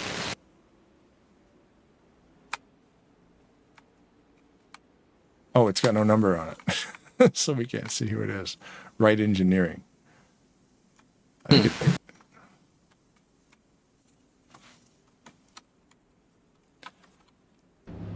So this shakes up the running order quite a bit. I think Nevelsic, I know that Blake Lucas only took 2, so he should have 4 tires left. Oh, really? Like a full set still sitting behind the wall? I believe so. That's one really tough thing for us to keep track of is like the game can he's only track pitted it, once. but we don't see that information. They would have to run the race replay through the analyzer to get that information when it's done, right? What we didn't look at was what Roger Nevelsic did on that last pit stop, but we do know that Blink Lucas took 2 tires. He's only made 1 pit stop, so he still has 4 tires on the pit road there. He probably cannot make it on distance on fuel. Pace car makes the trip down pit road. Roger Nevelsic's going to be the control car. Unsure about Jamie Tedder as well and Viper. So these guys may have the set in the whole set in there. Yeah, because Tedder again, he's another one. So Tedder and Jamie Tedder and Bink Lucas both have only pit once. No, Roger Nevelsic pitted, but the first time he pitted was fuel only. That was very early on in the first caution. He elected to put fuel in it. So these guys got some tires left. That's very cool. I think Nevilsek has 4. I know that that Lucas has 4. I'm not sure about Jamie Tedder, and I believe Viper has 4. So that you have 6 spare tires, right? Is that how you start the race with 6? A set that you start with. You have another set that you can use, and then you have 2 after that. Now, you can use them like we've seen left, right, left. Tom Musa use them. You know, he's only taken 2 at a time, but he's done it 3 times. He's used up his 6 tires. Yeah. It's your choice on when you use them. I mean, if you can save, you can keep going. You think about, Blink Lucas, and if Roger Nevilsek's in that same boat, we're not 100% sure. We believe the top 4 drivers, I think they have another set of tires in there. So if they do a late caution, that could be a really big game changer. The only downside to it is, yes, they're going to be a lot faster, but being able to pass somebody, you got to get that. With the better tires, you'll get a better run off the corner. They probably would be able to get off the corner better as long as somebody doesn't really slow them down, and hopefully they would be able to get the run just like Blink Lucas is trying to do right now. Difference is he pulls out, he's got Jamie Tedder behind him, so Roger Nevilsek's going to have to give up the lead as Blink Lucas takes the lead down the bottom of turn 1. Yep. So we've had 3 lead changes. Caution flag is back out. Yeah. And Bink just got there, so he will lead this lap. That'll be 4 different leaders this evening. As he comes around, he will be get his lap led. Roger was able to lead at least 5 laps there. Still, the guy that's led the most laps tonight at 22 is John Wall. Trying to find the point of caution here so we can see what happened. Cautions are falling in just about the right moments there where, we haven't had anybody go a lap down yet, so. On board was Josh 2 in the 85. Josh, a bad boy. I think he might have had an assist on that one. Take a look at it from the exterior camera. Might even need a helicopter cam to see if there was contact here. It looks like Aiken got into him. Yes, he did. So Chris Aiken will definitely be serving a drive-through for that one. We don't know what Josh 2's got for tires left. Mm-hmm. Yes, see that not being his fault, but that doesn't matter. If he does not have enough tires, he's going to have to make it work or take the penalty. Take the penalty. Now, the good thing about it is we're just past the halfway point. If you didn't have any, I'd almost go and get those, get those tires. Yeah, take the penalty, and then hope that you have 2 cautions that get you back on the lead lap. And like I said, you have better tires. Roger Nevilsek and Jamie Tedder have made the trip down pit road. Blink Lucas has stayed out. DJ and Jerez Jr. are also coming down pit road. We're interesting to see. We don't know what Roger Nevilsek has left over for tires, so going to kind of watch to see what he does.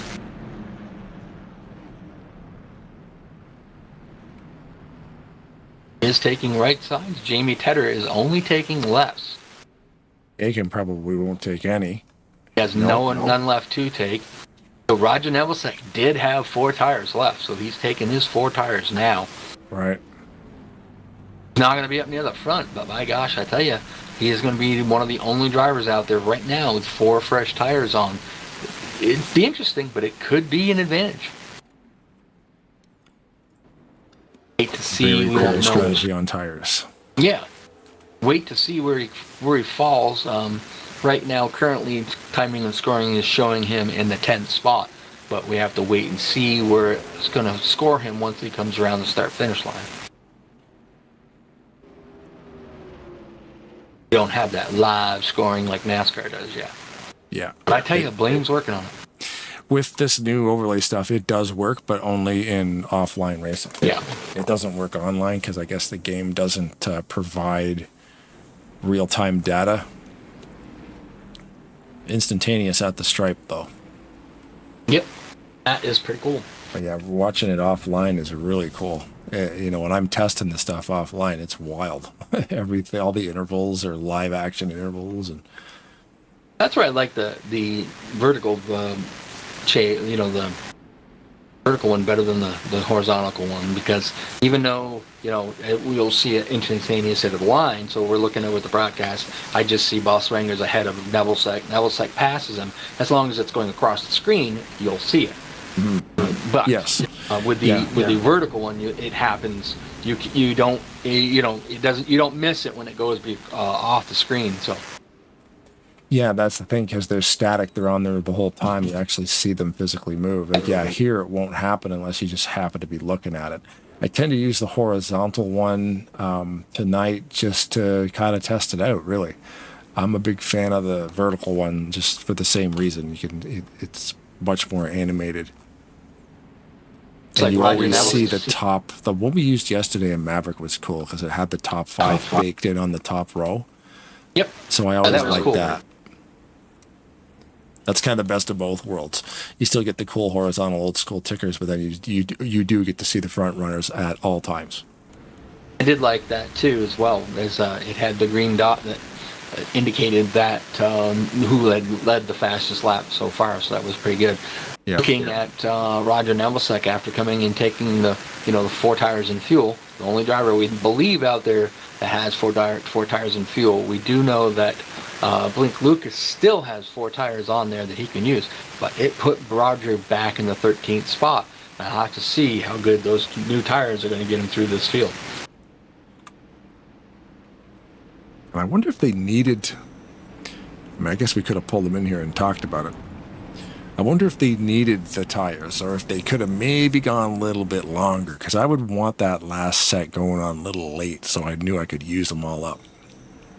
Depends too. You got to think about it. We're getting down to 30 laps to go. You can make it on these tires, and you're going to have an advantage on these tires. So if you are like Roger Nevelsek and you do it now, is that gives you maybe time enough to make it up through there?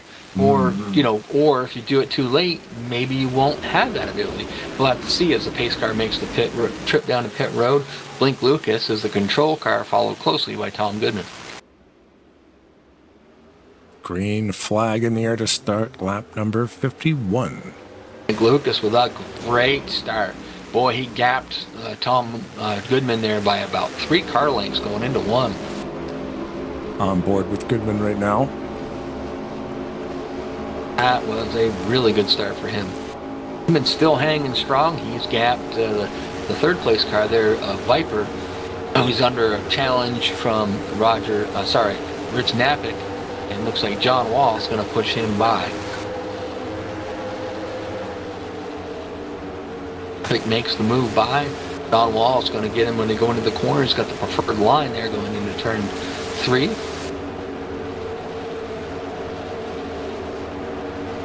If you're Blink Lucas, we don't know how long he can go on fuel. A little loose there off of turn 4. Is he going to go a few laps and hope for a caution? Or is he going to have to pit under green flag conditions? If that's the case, that's going to really hurt him if this thing goes green from here on out. Yeah, a bunch of variables. Tires, fuel, 1X, 80 lap race. That was impressive right there. I tell you, first and foremost, Tom Goodman made the charge. Try to get underneath Blink Lucas, could not do it. Nevelsek went up to try even help him. Did not work, but Nevelsek had such a run, probably newer tires than them guys up front, when it's able to move himself out front, in front of Blink Lucas and take the lead over. You mean Napick? Yeah, Napick. What did I say? Nevillesek's back in 13th. Oh, gosh. I'm sorry. One of those days. All good. Rich Napick. Yeah, no, it wasn't. He almost used him as a pick, where he forced him to tuck back in, but he had the draft the whole time. It was perfect timing. Now Blake And now Lucas he's there. walking away with it.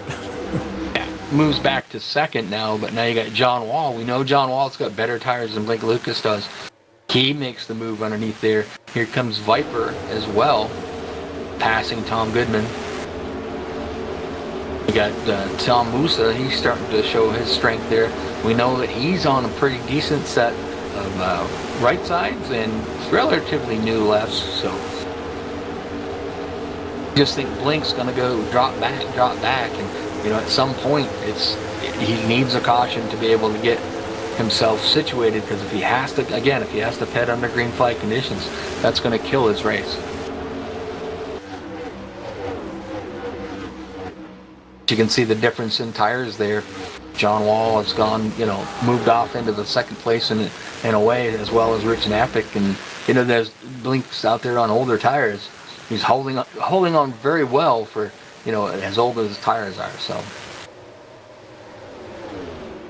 Musa making them charge underneath. Whoa, a charge indeed. Crossover move by Tom Goodman there. Tom Musa made the move down to the bottom of him, kind of crossed over, but he overshot that corner just a little bit. Tom Goodman was able to cross back over, and here he comes again. Nope, he decides to pull back. There again, there's that situation. He had a run, pulled out. As soon as he did, just like that parachute effect, just slowed him down. He was like, nope, I'm not doing that. I'm going to just stick right behind him for a minute. Do you think, like we were talking yesterday, too, he might just be putting some movement in the rearview mirror and just seeing, Oh, yeah. Look at me, look at me now, look at me go. And then, Keeping him busy. Make a mistake, yeah. Keep your eyes moving. You can see there, Viper makes a really good move off from turn 2 and pulls right up to the side of Blake Lucas again. I say he's going to drop back. The question is what's the net gain? If a caution comes out, he's going to be fine. Out there, get 4 tires, he might be able to do what these guys are doing and come up through the pack like they are on him.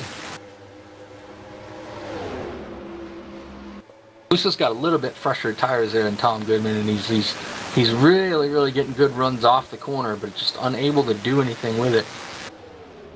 Oh no! Oh, Tom Goodman just Blake Lucas had to brake into the corner, and Tom Goodman just didn't brake as quickly as he did. It just gave him a little bit of a tap going into turn 1. Bink might need new tires. Good news is he has them. Yeah. Wow. Okay. Almost, really. He tried to save that, but just couldn't do it. The multiple spins just came from that angle of contact on that wall, right? Like it just sent him around. While all of that was happening? Oh, a little bit of help from Goodman. Not sure how that came in. So the scoring showed that John Wall was leading, but then when it come back around, Rich Napick was back out front. So I'm not really sure what happened there, whether he might have passed him not intentionally, just when the caution came out at the right spot.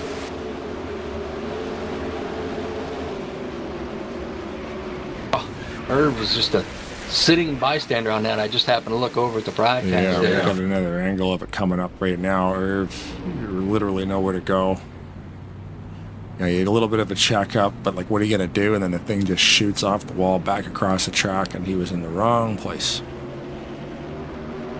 Really for him to go. I mean, he saw the smoke, he did the smart thing and went to the bottom, but fortunately, Blink is coming right off and right out in front of him.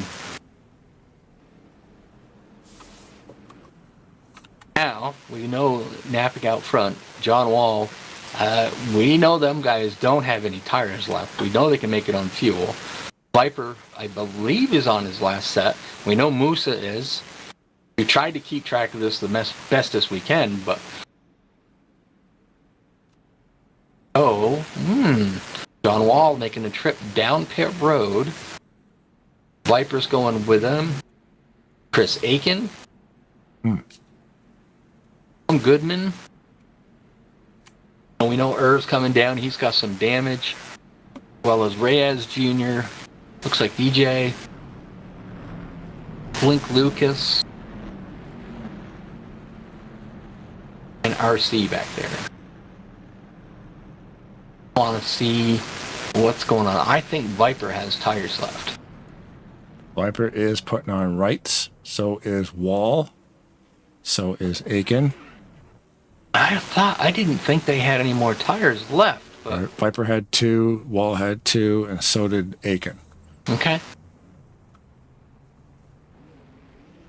Well, one of them pit stops we thought they may have taken 4. They've been probably just slapping 2 on all night. Mm-hmm. We know that Blink Lucas has 4 tires, so I believe, I could be wrong, but I believe that's probably pretty much everybody that's used up their allotment of tires. I guess we're just you're gonna have to talk to your buddy there. We're gonna have to figure out a way to find out, other than me standing there with, surveying pit road. Yeah. You got your abacus and your chalkboard out to keep in tallies on tires. You know what? And the information's there because I know that they will put the replay through the replay analyzer and it will give them that info. So the info does exist somewhere. Yeah, but now you just got to be able to get it to come out live instead of, That's what I'm thinking out loud. I'm thinking, well, the information exists somewhere because if you could take the replay and put it through the analyzer and see how many tires they took, it's there. It does exist. And that was the thing. I was texting with Jonathan, who built these tickers. I was like, hey, man, we used to know who had black flags and everything. And in the README file of the original release, it said that there's no way to see black flags. I'm like, no, there is. Because for 20 years, it's been in the other one. In the other ticker software. And then sure enough, I can see it now. So the info's there somewhere. You just got to find a way to pull it out. And I wonder if that's possible or if it's only possible in a replay. So most of this stuff can only occur live. So I guess what they've got to do is they got to figure out how to make replay analyzer analyze that live. Yeah, backwards, you just reverse engineer it. Because that's probably how he figured out how to give me this stats screen. Give me like I did it, but like give us broadcasters this new stats screen with the big update they put out today. He might have just reverse engineered what GNL had done, took a quick look and went, oh, okay, and then bang, there it is. So I would imagine if he's already working on this stuff, he's probably, sneaking into our replay analyzer to get a lot of that info. So yeah, you're just tearing apart these other programs and just taking a look and see how they access all this stuff. Yep. Currently, now. Yep. I was just saying, currently right now, pace car's lights are off on the pace car. We head down the backstretch. Rich Napick has got the lead. Tom Moose is second. Jamie Tedder third. Rich Finkel, is fourth. Then we have Roger Nevelsek, Brian Ballswinger. Backwards a little bit there. Then we've got John Wall, Viper, Chris Aiken, and we know them 3 guys are on new rights. Yep. And then the Johnson boys, RC, and then Blink. Yeah. Then we got Jose Jr. Yep. Then you got Goodman, and rounding out the field right now is Josh 2. Pace car's made the trip down pit road, which Napick is your control car again. Napick fires off really, really good. Amy Tedder giving a nice little push to Tom Musa to get him going.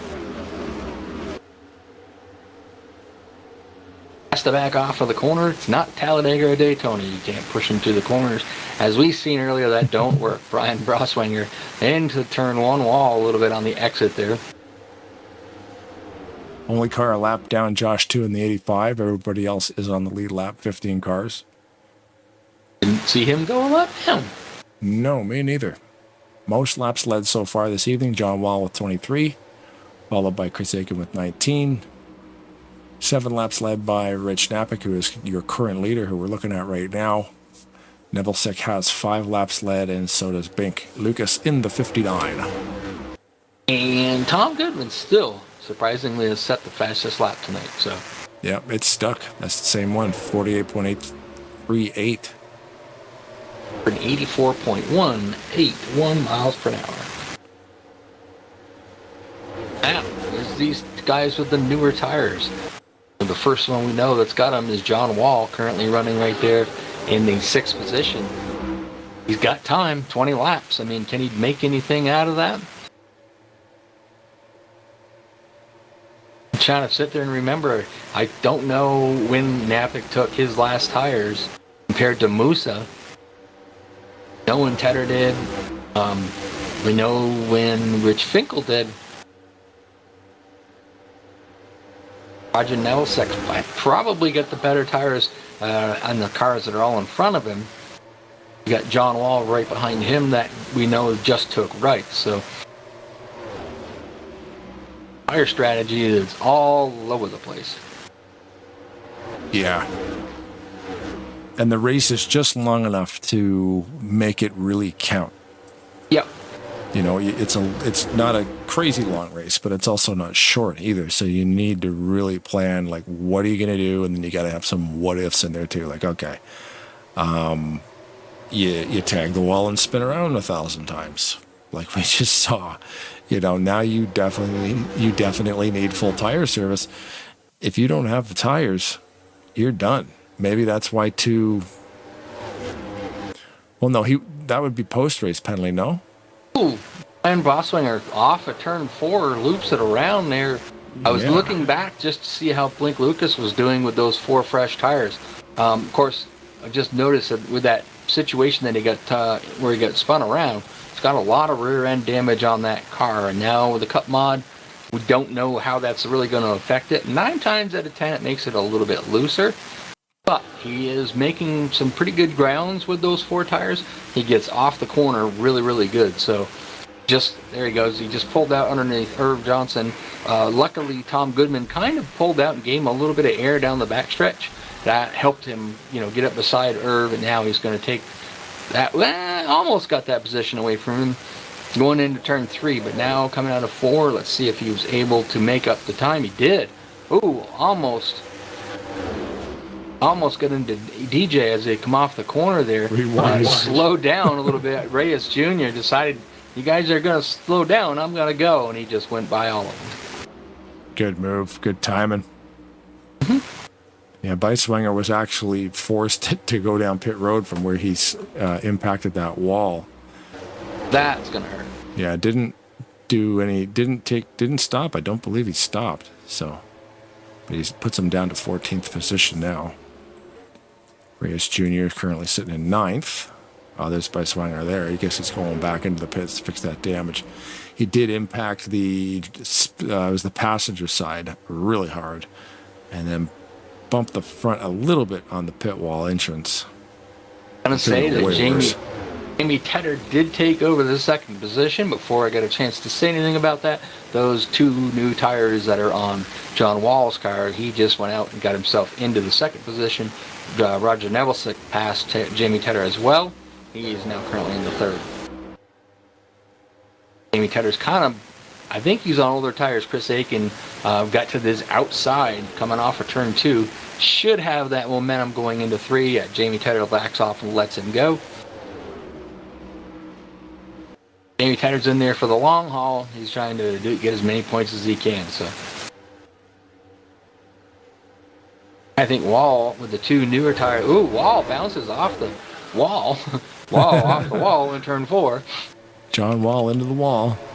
Slowed him down a little bit. He's still trying like all he can to try to see. He's really keeping Richard Napick busy in that rearview mirror, watching that yellow car zigzag back and forth behind him. It's a really good runoff too with them fresher tires.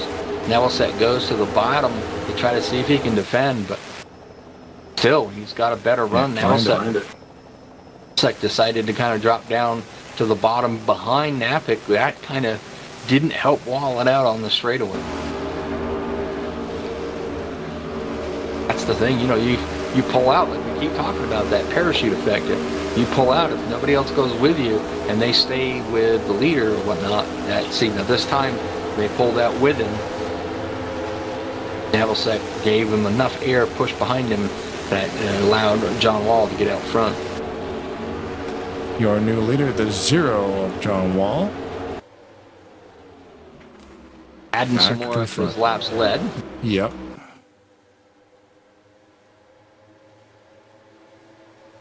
I think Jamie's on older tires, Jamie Tatter there in the 910, and he's just hanging on to the best he can. Oh, Juice! No, he got into the back of Viper. Yeah. I just focused on Tedder and saw Viper headed to the wall, See a but he held caution. onto it. Nope, green's still up. Just barely just... Looks like he just clipped him going into the corner.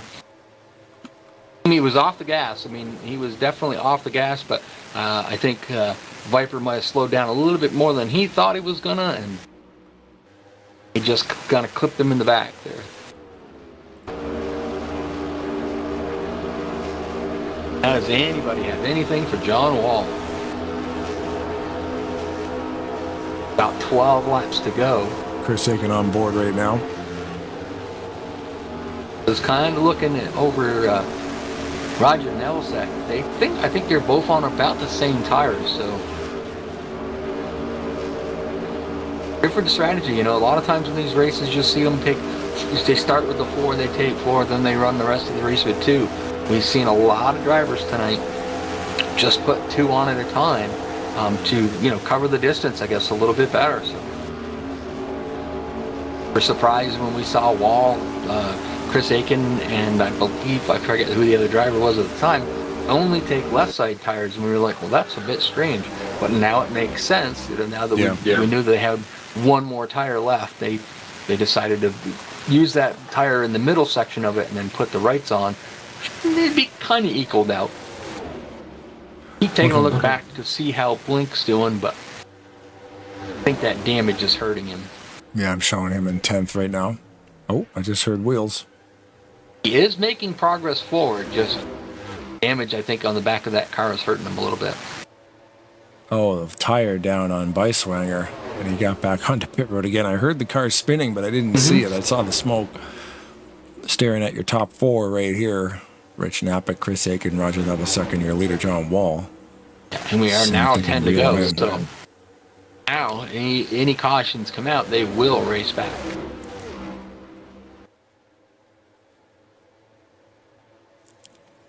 Roger Nelsack, though, hanging up there pretty good there in the second spot.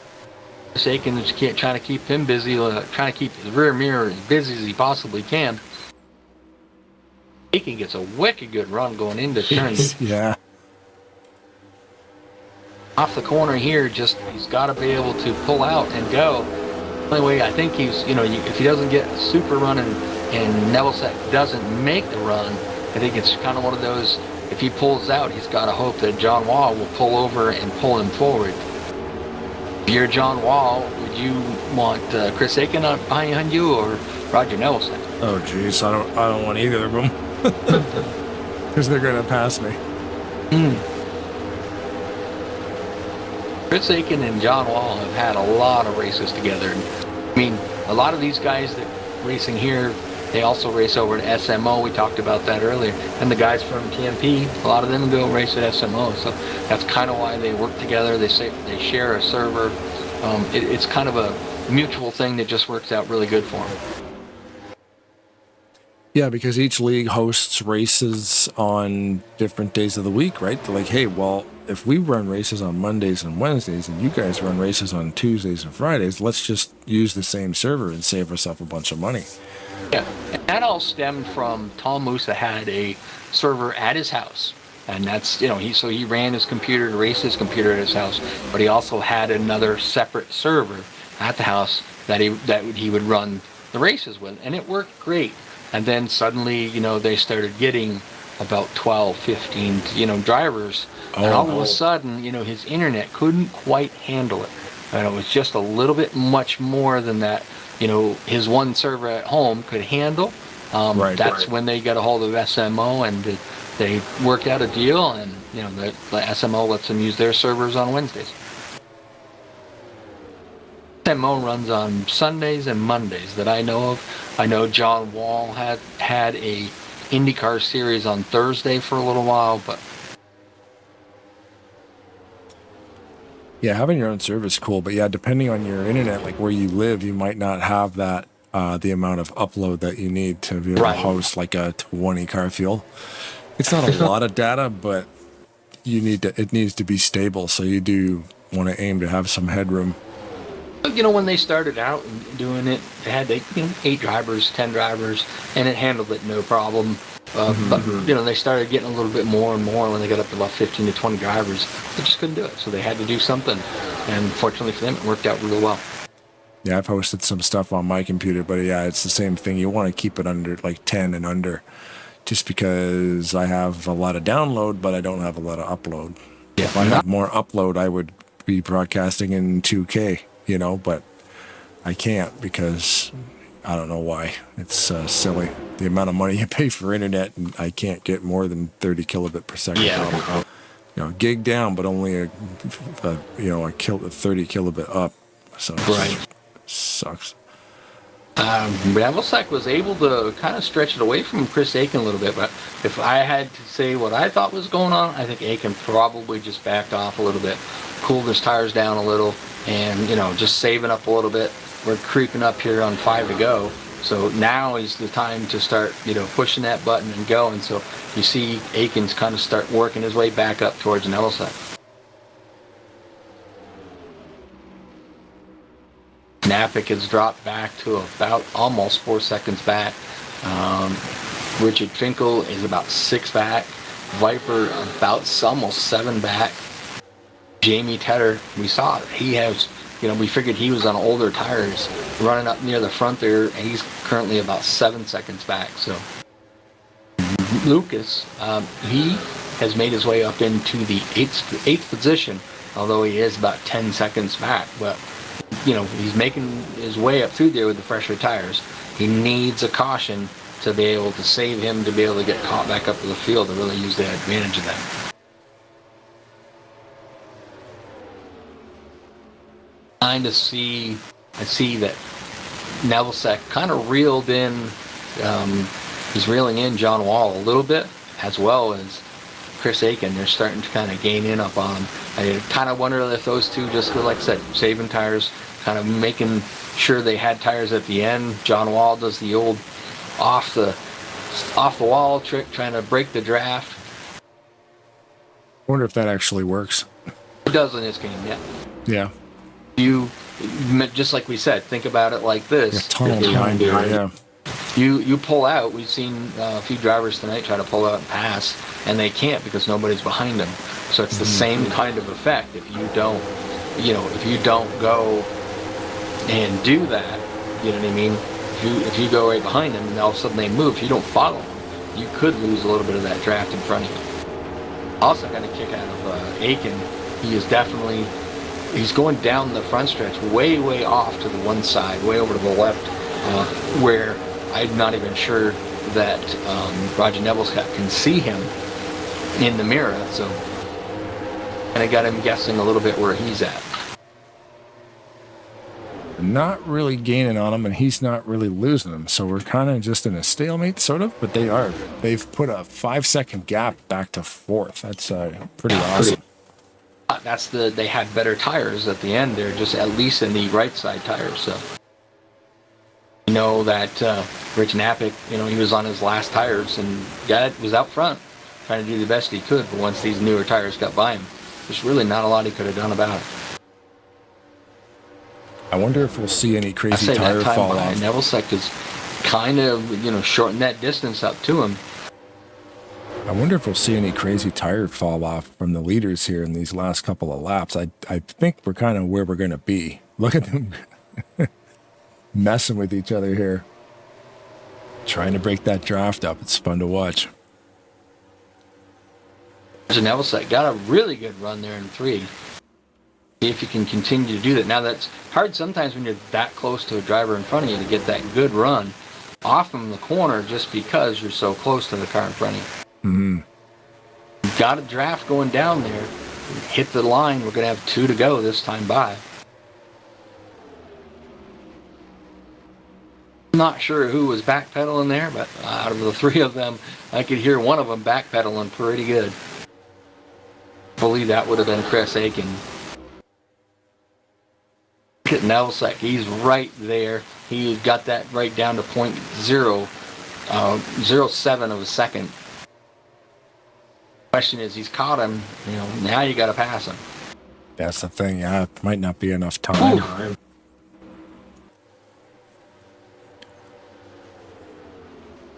Robert Spring was saying, giving Roger Neville-Seck some ideas.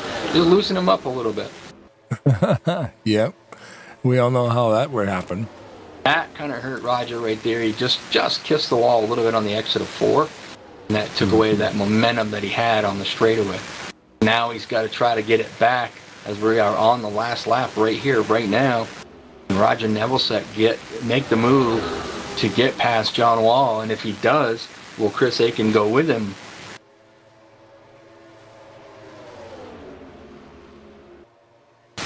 Zigzag down the backstretch there, trying to break that draft.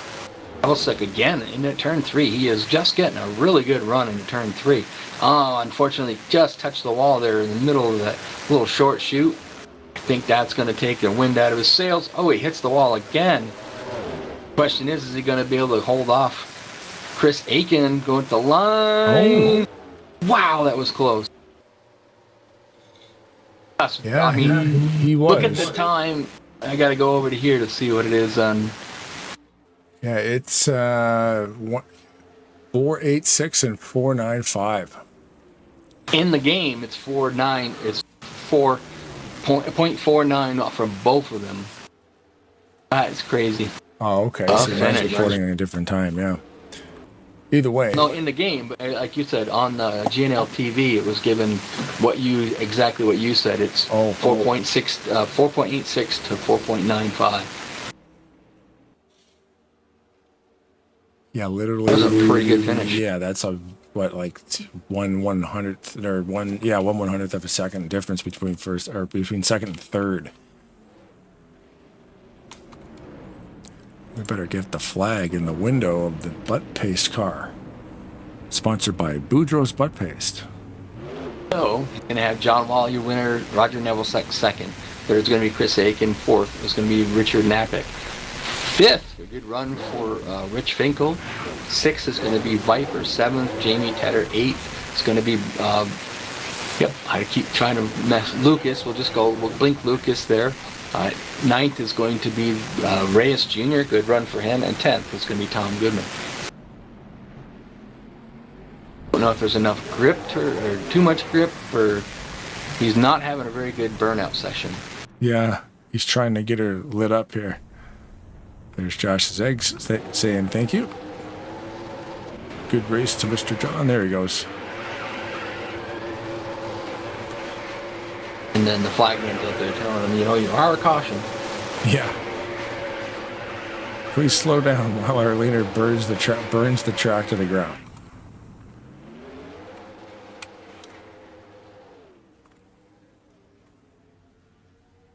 Done playing yet? There's probably going a victory to lane try here to find a somewhere. victory lane, yeah. Yeah. There's holes in the wall, so. Yeah, it's right in here.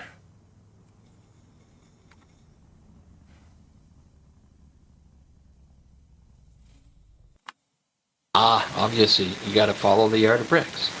Yep. Chris Aiken has already moved in here. Trying to get, anyways, we already got Chris Aiken in here. Chris, you got Rod and Blaine live on Tarnation TV. You have a copy. Yes, I do. How's it going? Not bad. I tell you, some really, really weird tire strategies. We didn't do a very good job of counting tires. We didn't think that you, John Wall, and I forget who the other driver that was with you, had, one more, set, or shouldn't say a set, or two more tires to go with. So that kind of threw us for a little bit of a loop, but putting on them tires late seemed to work out pretty good for you guys until you got up there to the front. What was going on with the car? You couldn't seem to quite get past Roger Neville-Seck. Yeah, it's just it's a very aero-sensitive track. It was fine out front, but once you got up behind somebody, you could pull up to them, but that was about it. I mean, unless you had a little bit better tires than they did, and Roger did have 4 as opposed to my 2, and also John's 2. But John somehow made that work, so that's awesome. John and I were on the same strategy pretty much the entire night long, and unfortunately had a couple of ill-timed cautions that kind of messed up our strategy a little bit. But we made it work, and I think the top 3 fastest cars finished in the top 3, so it all pretty much worked out. Now you got 9 more races to go for this season to be done. You were able to lead 19 laps tonight. You know, the 19 car leading 19 laps is pretty good. You just didn't do it right for having John Wall, because he ended up leaving 38 laps. You know, you're supposed to get to that car number, you know, be 0, but you don't want to do that either, because then you'll have Jamie Tedder leading the whole race, so that wouldn't work out either. But you know, all in all, I mean, it was a good race for you. You still got, you know, you're starting off 3rd with the championship. Depending on how I got the points up at once. I had looked at what you guys got for qualifying points, but you know, that's going to be a good start for you for the year. You planning on trying to, you know, make every race and try to win this Cup Series championship? Yeah, I think we're going to give it a go and see how it all plays out. I've only run, I think, 3 full seasons at TMP and won every single one of them. So hopefully, if we decide to run the whole thing again this year, we can make it 4 for 4. Well, you had the advantage too. You know, you just got you know, John Wall's bowling night is Wednesday, isn't it? So that kind of helps out sometimes. Yeah, John's also been having a lot of internet issues. I don't know if you guys noticed him twitching around a lot tonight, but yeah, he doesn't race. He doesn't race a whole lot just because of that. Well, that's cool. Blaine, do you have any questions for Chris? You mentioned before about your strategy getting messed up, but you always find a way, like you said, to win all these races, or not even win the races, but just get up there in the championship points. The strategy always evolves, but when you come into something like this, 80 laps in, 1X, does it change much? Do you have to adapt much? Because I know that the tire limit is definitely always a constant, right? You've got to get a handle on that eventually.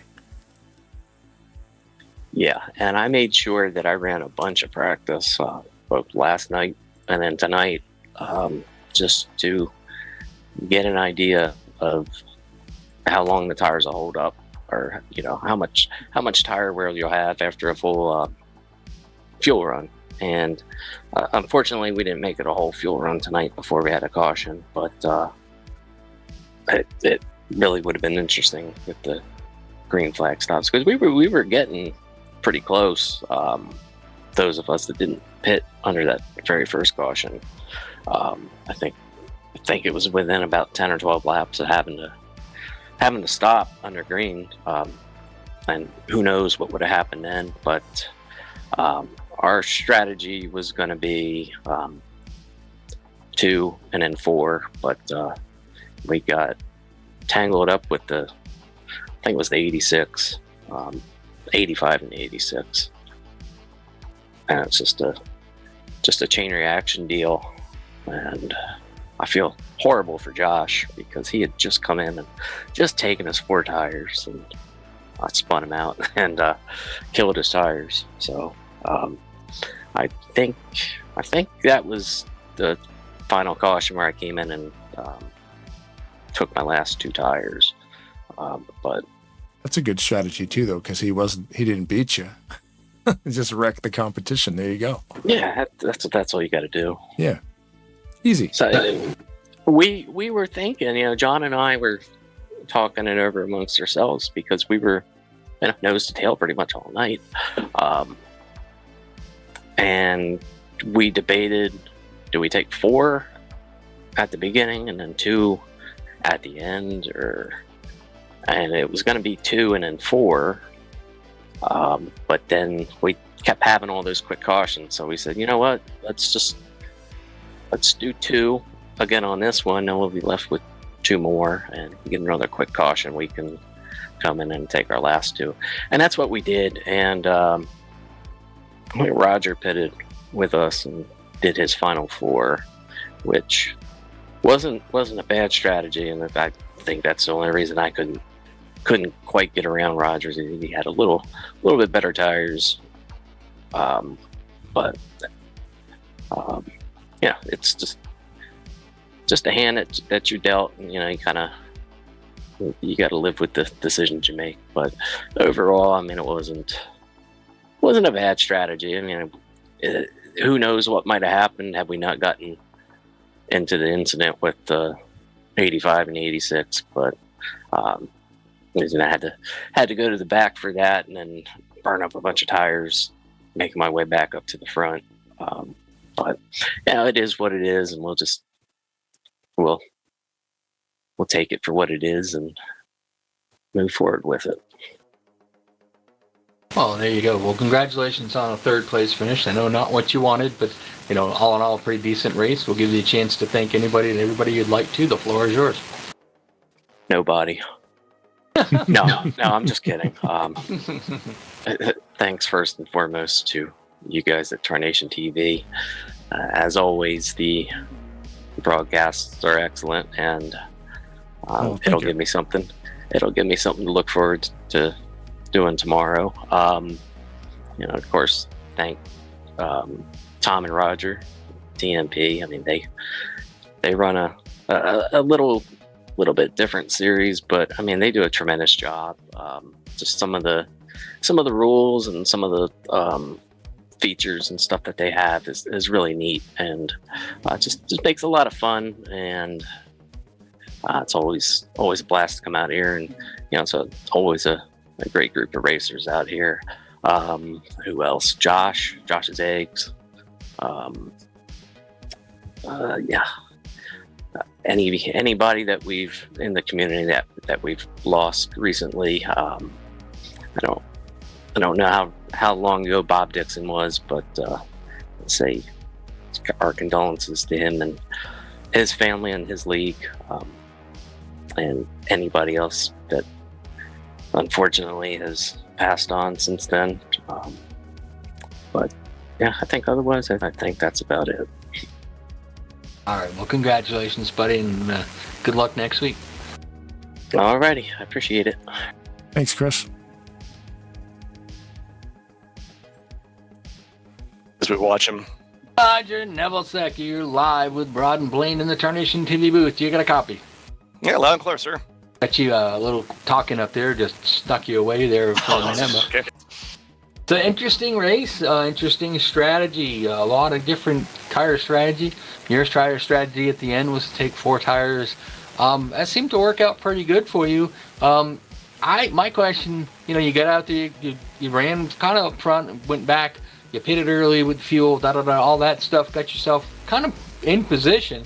Every time that you had you got into turn 3 really, really good, and tried to kind of come off the corner and pass John Wall.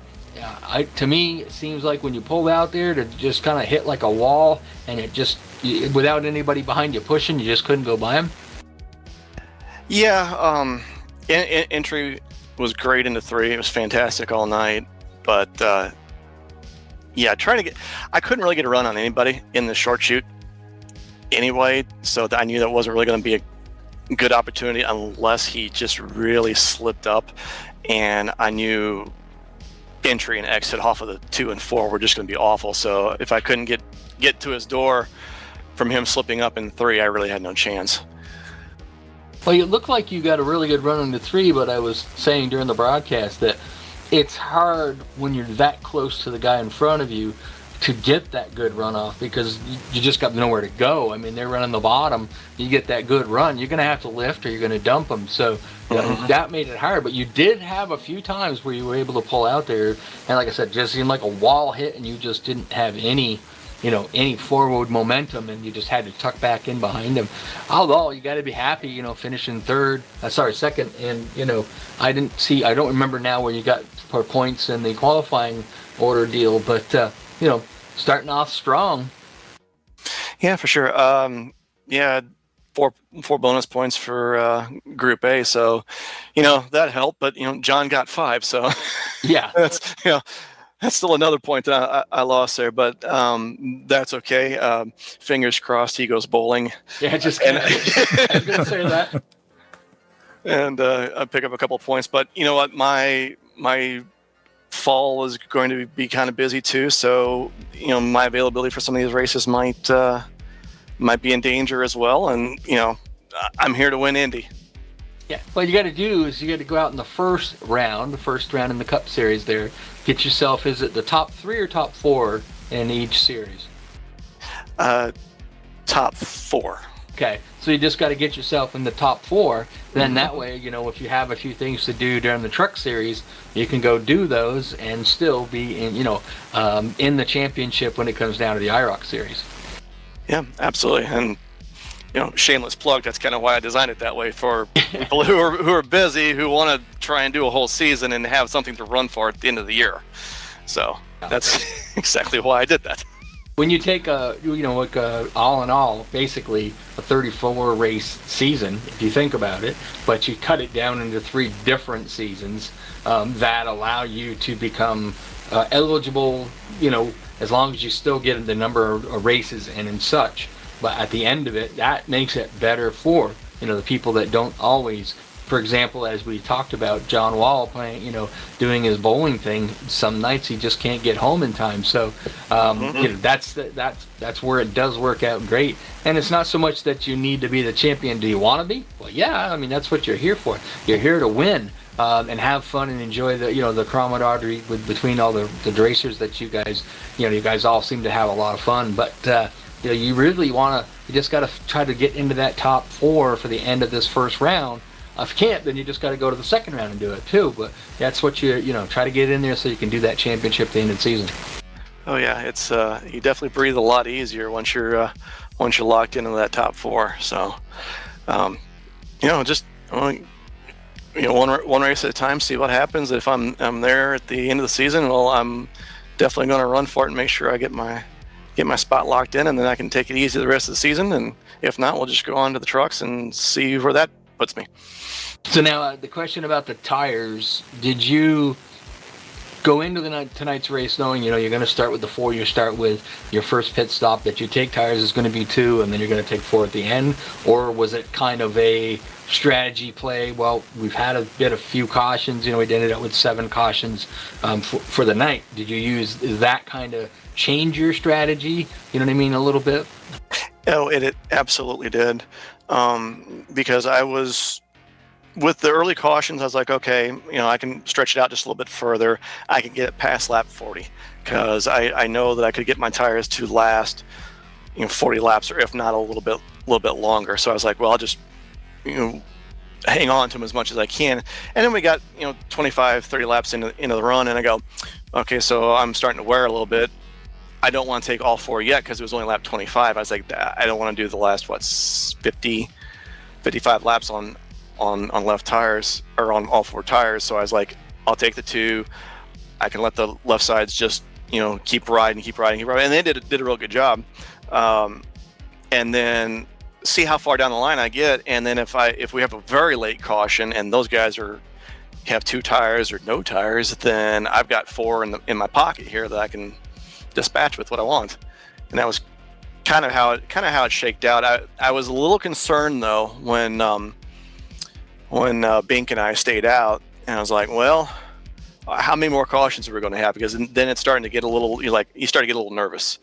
And it turned out I probably could have gone a little bit more after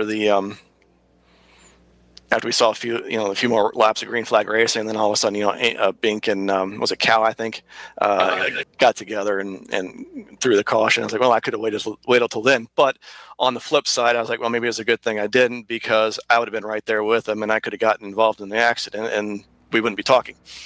Yep, that's true. So, but either way, the strategy worked out. You didn't win the darn thing, but you still came in second, which is not too bad at all. You ended up leading 5 laps over the night. So, Blaine, do you have any questions for Roger?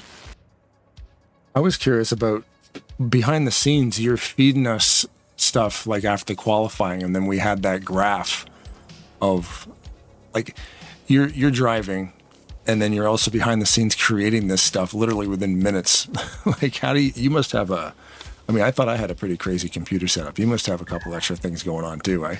No, actually, I just for that screenshot that I sent you. So this afternoon, I made an Excel spreadsheet with that I could just copy and paste the results in, and then 13579 would populate into Group A, and 2468 would populate into Group B, and all I'd have to do is cut and paste the qualifying results because I saved them, and then boom, it populated the shootout for you, so you guys knew where everyone was. So yeah, I had it up and ready. I mean, I had to get out of the game, obviously, and go back to the desktop and cut that. But no, it worked out really nicely. Probably could have gone a little bit faster, but I guess it wasn't too bad. No, yeah, it worked out good. I love that stuff that you guys are. It's no rest for the wicked, right? There's always something going on somewhere, and even though you're trying to race in a race, you always got to do this administrator stuff too. Yeah, that's what John was asking, because he was having a hard time with the downloading the car set for the night, and I said, well, here, let me see it. Let me email it to you. He goes, oh, no, that's okay. He's like, I'm not too worried about it. You need to get some laps. And I was like, well, I did my laps already, and I was like, I haven't really done much as practice because I'm making sure first race of the season, everybody can get where they need. And unfortunately, we didn't have one racer tonight. He couldn't get connected for some reason, so we had to kind of troubleshoot. And that I'm awfully sorry for Andy that he couldn't be part of that, because I think he wanted to. So hopefully we'll get him set up for the next time we have a live race, and he can be in on this as well. Well, all in all, it worked out pretty good for you. So I'll give you the chance to thank anybody and everybody you would like to. So the floor is yours. All right, well, I'd like to thank everybody that came out and ran the race tonight. I appreciate everybody coming and racing with us. Want to thank you guys for doing the fantastic broadcast. All those that watched out there. I know I sent a few links, so if you were out there and you watch, you know who you are. Hello, thank you for watching. And I want to thank the wife for letting me do this. And yeah, Tom and I, we've been doing this almost 7 years now, so it's crazy how much time has flown, and what we've built off of a suggestion from Rich Finkel when I was still racing back at Hobo with him. So props to all the work Tom does behind the scenes as well. So all right, well, congratulations on your second place finish, and good luck next week. Thank you, gentlemen. Thanks, Roger. Thank you. All right, he's probably been anxious and waiting, can't get up here to talk to us. But John, you got Rod Blaine live in the Tarnation TV booth. You got a copy? I do. I was falling asleep, actually. Yeah, I kind of figured you would be. You got to get up in the morning and jump in that train. Got to choo-choo your way around. Yeah, 3:15 gets here really quick. Yes. Yeah, so we'll try to keep it short for you. Tire strategy was all over the place during this race. We tried to keep track of how many people took tires. We didn't realize that you did the 2-2-2 tires. So you didn't take 4 tires other than the 4 you started with. You chose to do the 2 tires right first, 2 tires left, and then 2 tires on the right, and it seemed to pay off pretty good for you. Yeah, my brain still hurts, so I haven't had to have to think about strategy that hard into a race in a long time. But yeah, the way that second caution came out kind of threw a wrench in everything. I've never really been much on the 2 tire strategy, but once I did that first one, and then that other caution came out, I'm like, well, we're still a little too early to do 4 tires, at least I thought. So I just stuck with the 2-2-2 deal. Now, did you plan on going to a certain point? Let's just say hypothetically it goes green. Did you already have a like a point where you were going to stop, take maybe 4 tires, go, and then take 2 tires to finish it out, or is it you really didn't have a plan? You just kind of said we'll just play it by ear depending on how the race goes and the cautions fall. I talked a little bit with Chris on what he was going to do, or what he thought was probably going to be best, and we worked together a lot of times too, where I didn't get a chance to really do a full practice, do a full run. So I think my intent originally was probably to do the original 4, another 4, and then end it with the 2. That was probably my I guess plan going into the race, anyways. Plan A was that. Plan B was whatever happens, we'll play along and go along with it. So yeah, we went from plan A to plan B, C, and D. this has been mentioned before. We'll have to mention it again. Are we off from the bowling league right now, or are we going to be still playing, doing a little bowling here pretty soon? Yeah, that kicks off toward the end of the month. So I got like another 2 or 3 weeks, and yeah, I was debating on even doing the bowling league this fall. I'm just between work and the kids now. I kind of just devote the time to their sports, their stuff, and practices, all that stuff. So by the time John time comes around, it's time to go to bed. Yeah, Sounds about right. We may or may not see you through the rest of the season. Well, in the effort to try to keep it a little short for you, Blaine, do you have any questions for John? No. Is that short enough? There you go. All right, John. No, well, man. Congratulations on your win. Awesome race, John. It's always great watching you guys do what you do, and you dominate this thing. 38 laps led, and the tire strategy's so good. Pit road, hectic, great race. Yeah, I haven't done many races in a while. Even at SMO or my home league there. Again, with the schedule, I told Josh, because he's like, hey man, we missed you. Come out and race. I'm like, I'll be honest with you. I said we're in August, and I don't know if I'll even have like 10 more races between now and the end of the year. Just total. But we'll play it by ear. Just one race at a time. Well, I'll give you the chance now, so I congratulate you on your win, and give you a chance to thank anybody and everybody you'd like to. The floor is yours. Well, of course, you guys do an awesome job on the broadcast. You guys had me a couple times to fill in, and I love doing that, and you guys do a great job. I look forward to watching this tomorrow, because I'm certainly not going to stay up any longer to watch it now. But, Don't blame me.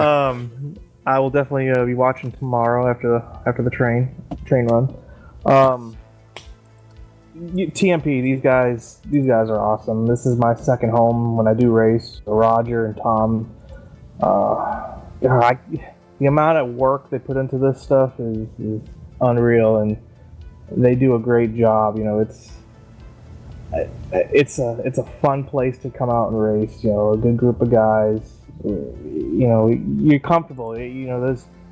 You're not wondering, there's no new faces all the time, which of course they welcome, new people, but it's cool to run with people that you're familiar with and you're comfortable with, and you can just, have fun.